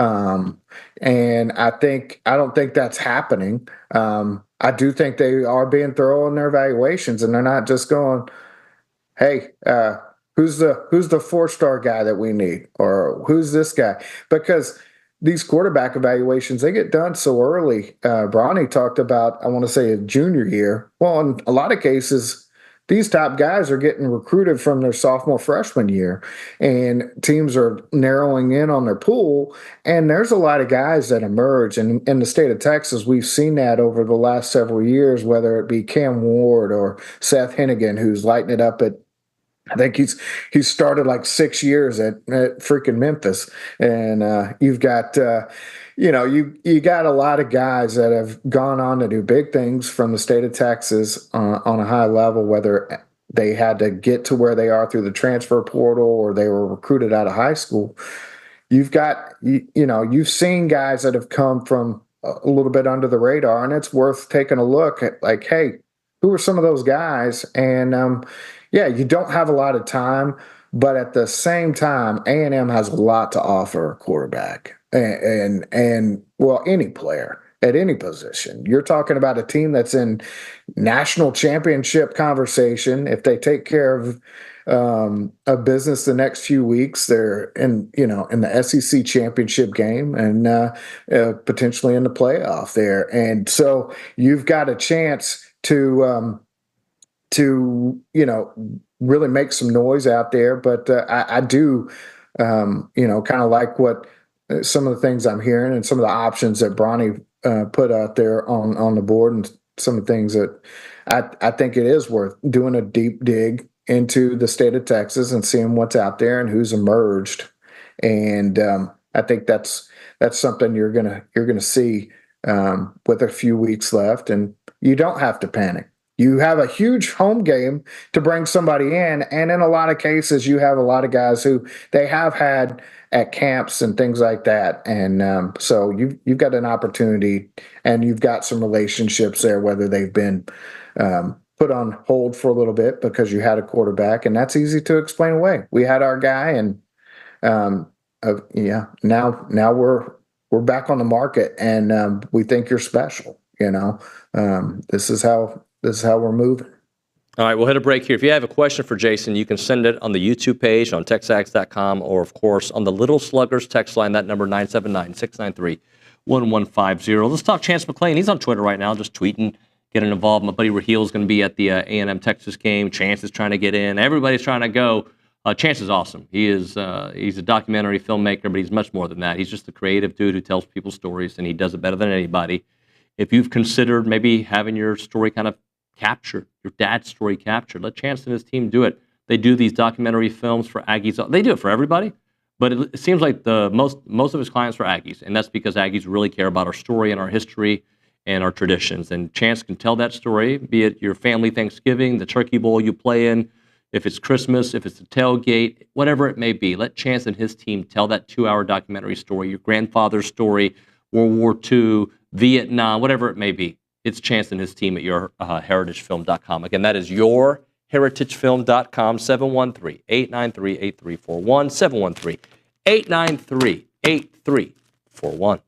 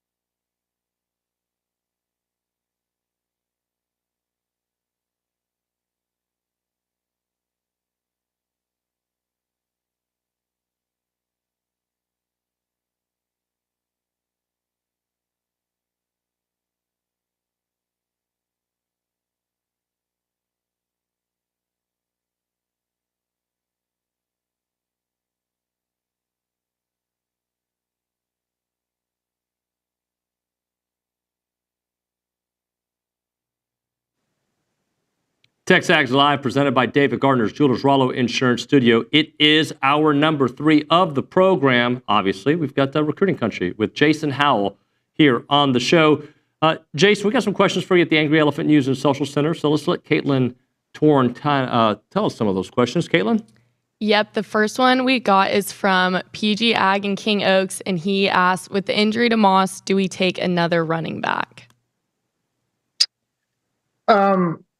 Yeah, I mean, I could see a guy. I mean, there's been a lot of discussion about Seth McGowan after that game against Mexico State, former 4-star out of Mesquite Poteet and Dallas, and yeah, it wouldn't surprise me to see them book up that room. I think we all kind of see an addition or two, whether that's from the high school ranks or the transfer portal.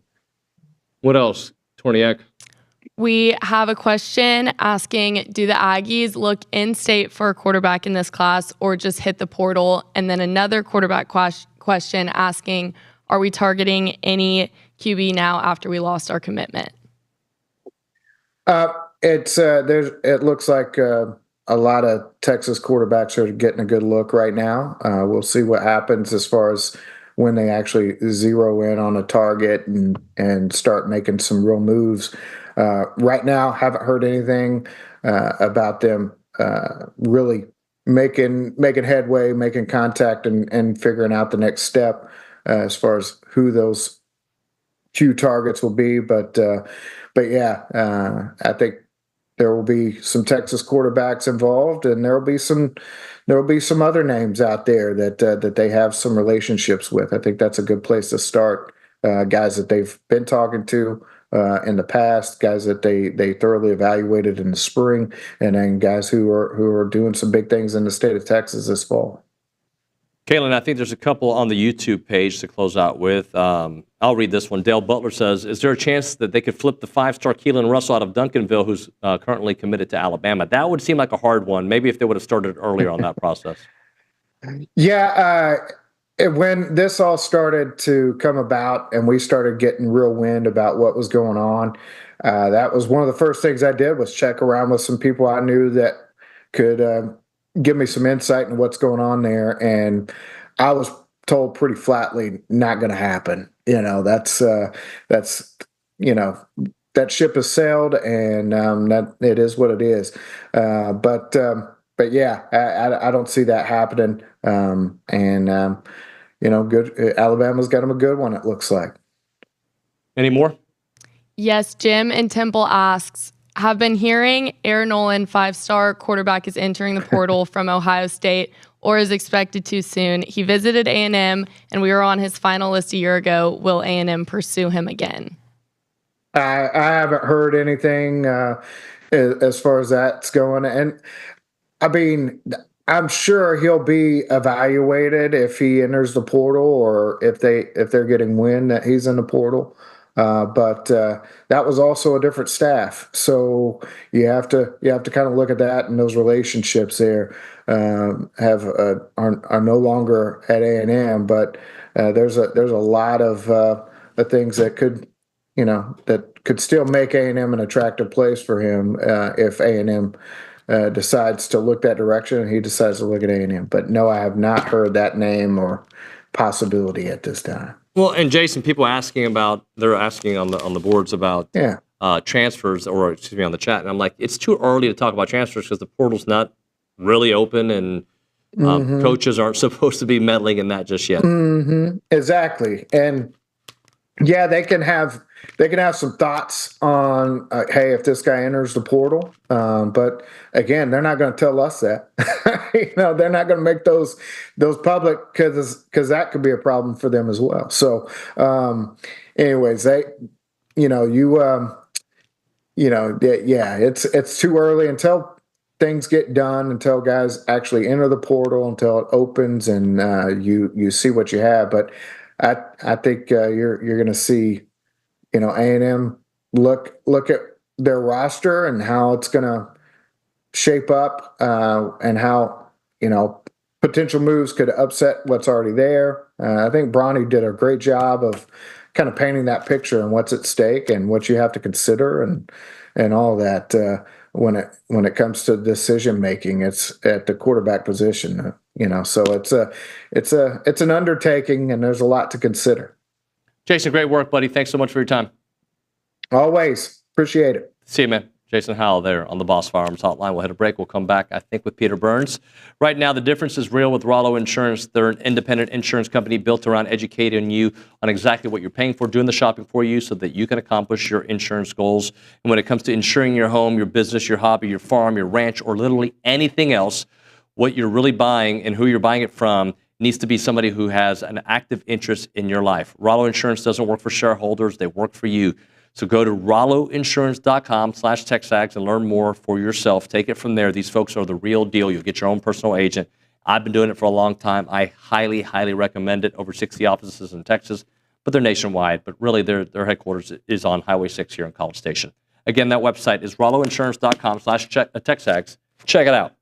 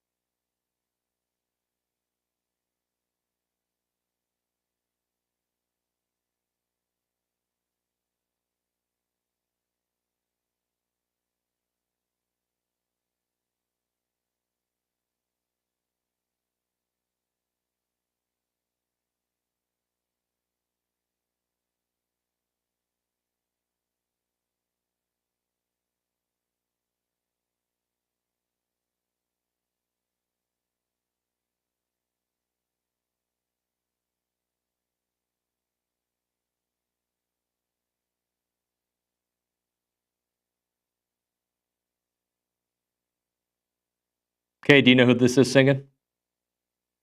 Not off the top of my head, no. Oh, wait. You know. No,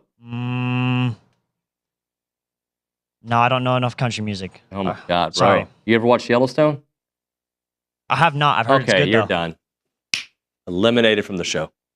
Caitlin, you know who that was? Eliminated from the show. Mhm. Jackson next to you, do you know who that is? Is that Jackson right there? Yeah. Does he know? Okay, you guys suck. I'm Mr. Country Music. I don't know if you guys know that. Ryan is Bingham. Mm. Bingham, excuse me. I'm going to read something. I want to get everybody's. You're back on, Kate. You can, even though you made 13 mistakes, you're back on. I've made 14 mistakes. We're good. Sorry. Don't worry about it. I made more than you. FBS Appliance and their team of experts are here to help you with the appliances that make your house a home. They carry all the top brands that make your life easier, and they can make sure that they can fit any budget that's there. They've been carrying for Texas since 1988. They have all those trusted brands, but they want you to know that they pride themselves on offering a comprehensive solution that sets them apart from the competition. They specialize in top-notch sales and installation for all those brands that we spoke about. Visit any of their 8 showrooms across Texas and the one right here in College Station on Welborn Avenue, or find them online, factorybuilderstores.com. All right, so here's my question for the people. Did I give you, Cade, did I give you, Caitlin, or did Olin and I, in the very first segment of the show, give you guys BAS? Did we seem pessimistic? Because I don't think we did, but I'm just curious. I don't think so. I mean, you're allowed to answer however you want. I'm okay with it. This is group discussion, think tank. Okay, I don't. I kind of always feel that way to a certain extent. That we're always negative? No. Like it's always just subconscious. Like for me, like the BAS is always just a little bit. It's just like it's in there somewhere. Okay, I'm not asking if you had BAS. I don't think that that's what we've been doing today. No, Okay. I think that we've been completely reasonable about. I don't know. I think there's reasons to be worried about. It's Auburn. It's an SEC road game at night. And Jordan Hare gets like 100,000 people in there. I like there are things to be worried about, but the actual like product on the field is less of a concern to me than the matchup and the atmosphere, like the intangibles like that. Well, somebody on the boards wrote this. I caught BAS watching the first segment of the show. Peyton Thorne will be Cam Newton. Did we say that? I thought we said he turned the ball over a lot. Yeah. I thought we said he's been sacked a bunch. I thought we said that. Maybe I didn't say that. Auburn weren't turning the ball over. I'm fairly sure we talked about all the... You're right. CH Toe, like, maybe I'm wrong. Maybe. I don't think we said that. I think I'm scared of everybody because I'm scared of everybody. Like, when an SEC road game scares me, I'm sorry, it does. If that gives you BAS, I'm sorry, bro. Sorry, sir, you might be old. But like, Auburn weren't turning the ball over. We said they turned the ball over a bunch. I think I made the joke, but of course against us they won't. Like, as a joke, because it seems like this season, I don't know if you've watched enough A&M football to know this, but this season, like, and more than just this, the last few years, like, you'll read a scouting report, this team is terrible at blocking, and like, oh, we're going to have 55 sacks. And you get 0 against Notre Dame, and you get 0 against South Carolina. I believe, I don't have the numbers in front of me, but Lenore Sellers had been sacked 27 times coming into that game. Okay? So, look, if you got that vibe, I'm sorry, I didn't mean that. Circle of trust, hug, we're good. But I don't think any of us, I mean, I'm expecting A&M to win. Are you expecting A&M to win? Yeah. Are you a little worried because it's a road game? Always a little worried. Okay. But Cade, a little worried because it's a road game? I mean, that's the only reason that I'm worried, to be honest. Also, they're pretty solid with their big play ability, but those are the two main reasons for concern. Well, look, we can all internalize. Like, if you want me to be a cheerleader here for you, you're listening to the wrong show. I'm just going to tell you how I think in that moment. And a lot of times I'm wrong, and a lot of times I'm right, right? I think A&M's going to win this game.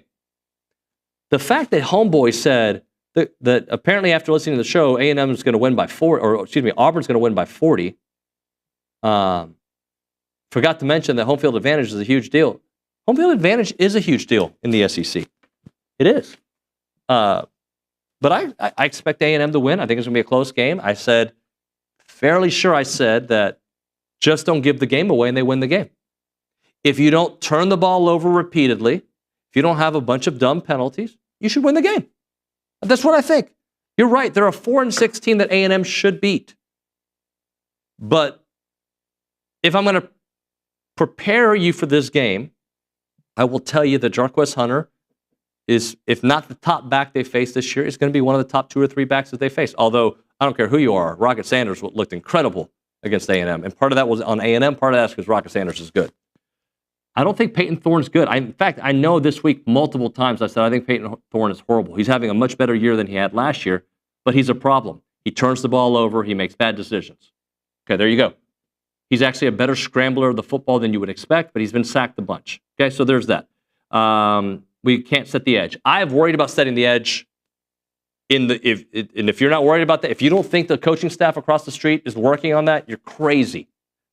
They have to set the edge because the big runs have happened oftentimes on the edge. Offense and defense, they have better averages. So look, I'm sorry you took the information that way. We're having a discussion here. And hopefully with that discussion, you can make an educated decision on what you think is going to happen with that game. Or you have your own opinion already.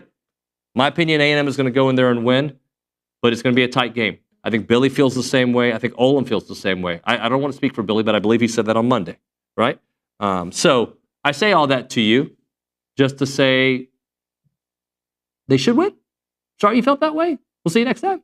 All right, we'll hit a break. We'll do some stats with Ethan Jones here. A moment for Caldwell Country Chevrolet. You can find them online at CaldwellCountryChevrolet.com or, of course, in person at Highway 21 in Caldwell. Great selection of vehicles, commercial vehicles. They got trucks. They got flatbed trucks. They got several medium-duty trucks for those heavier jobs. They have it all. They're locally owned and Aggie operated, and they got some great people that work there. They have complimentary pickup and delivery for their service customers, free oil changes for life of the purchase of your vehicle as long as you own that vehicle from Caldwell Country Chevrolet. Proud supporter of Aggie Athletics and just good people with good price and good trade-in value and people that are going to take care of you. It's not a far drive. We're talking 15 minutes, the edge of Bryan to the beginnings of Caldwell. Short conversation away, but you'll see the difference when you step on the lot and do business with the great people there at Caldwell Country Chevrolet. Highway 21 in Caldwell. Online, CaldwellCountryChevrolet.com.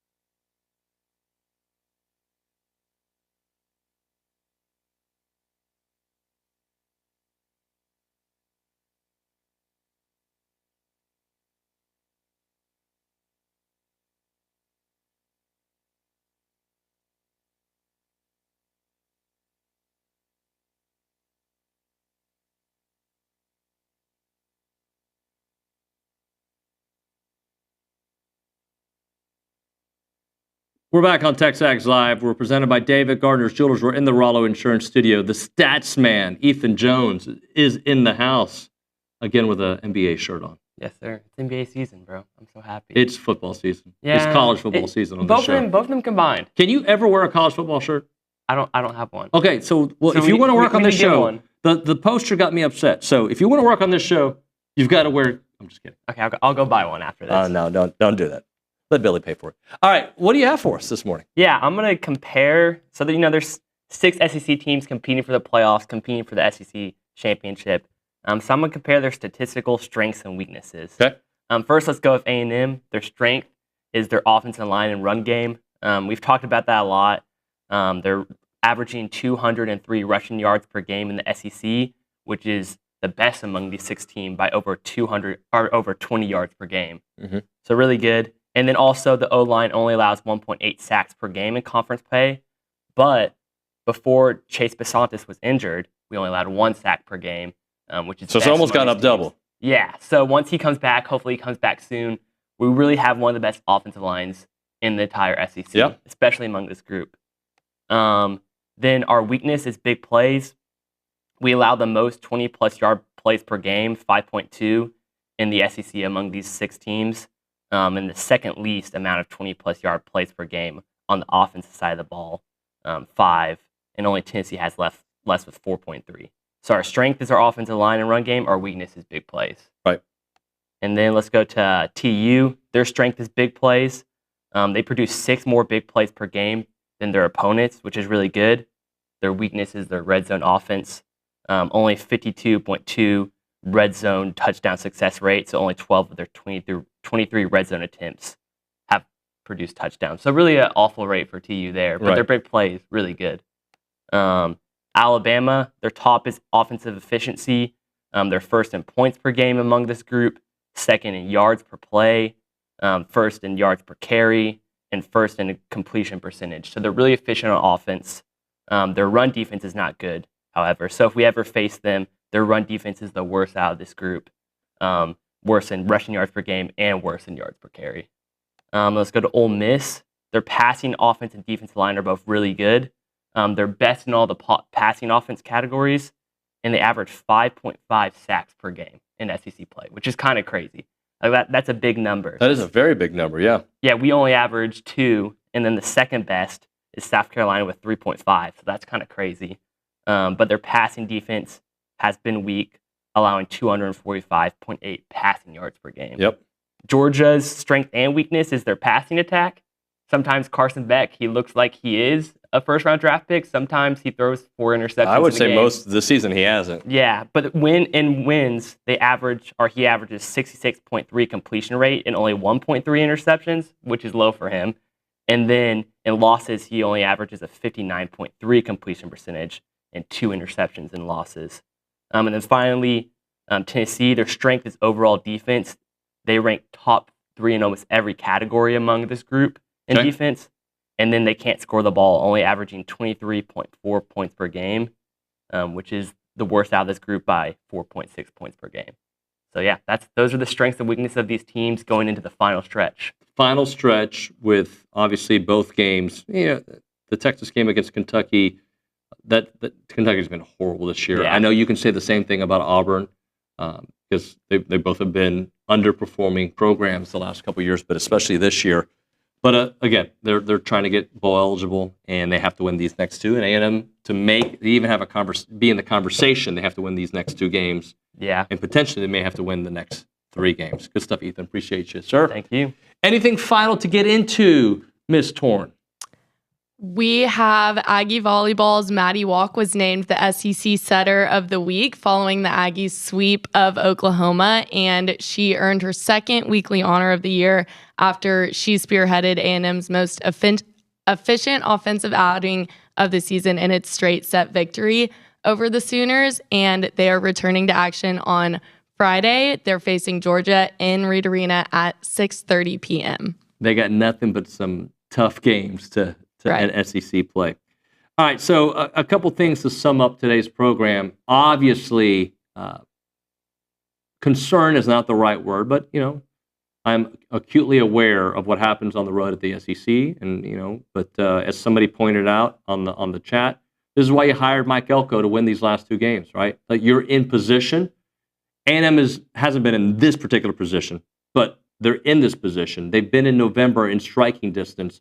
This is more than striking distance. You've got 2 games to go to get yourself invited to the playoffs. And if you do that, you may have to win the SEC championship and SEC championship game to ensure that you get into the playoffs. That being said, worry about Auburn, worry about Texas, and then we'll worry about what's next after that. But this is why they hired Coach Elko, to be in this position, and from this position to capitalize. And I think the team's going to be ready to roll.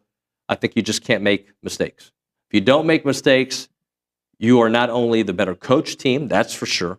You got the better talent, and I don't care if there's 86,000 there at Jordan-Hare. I don't care.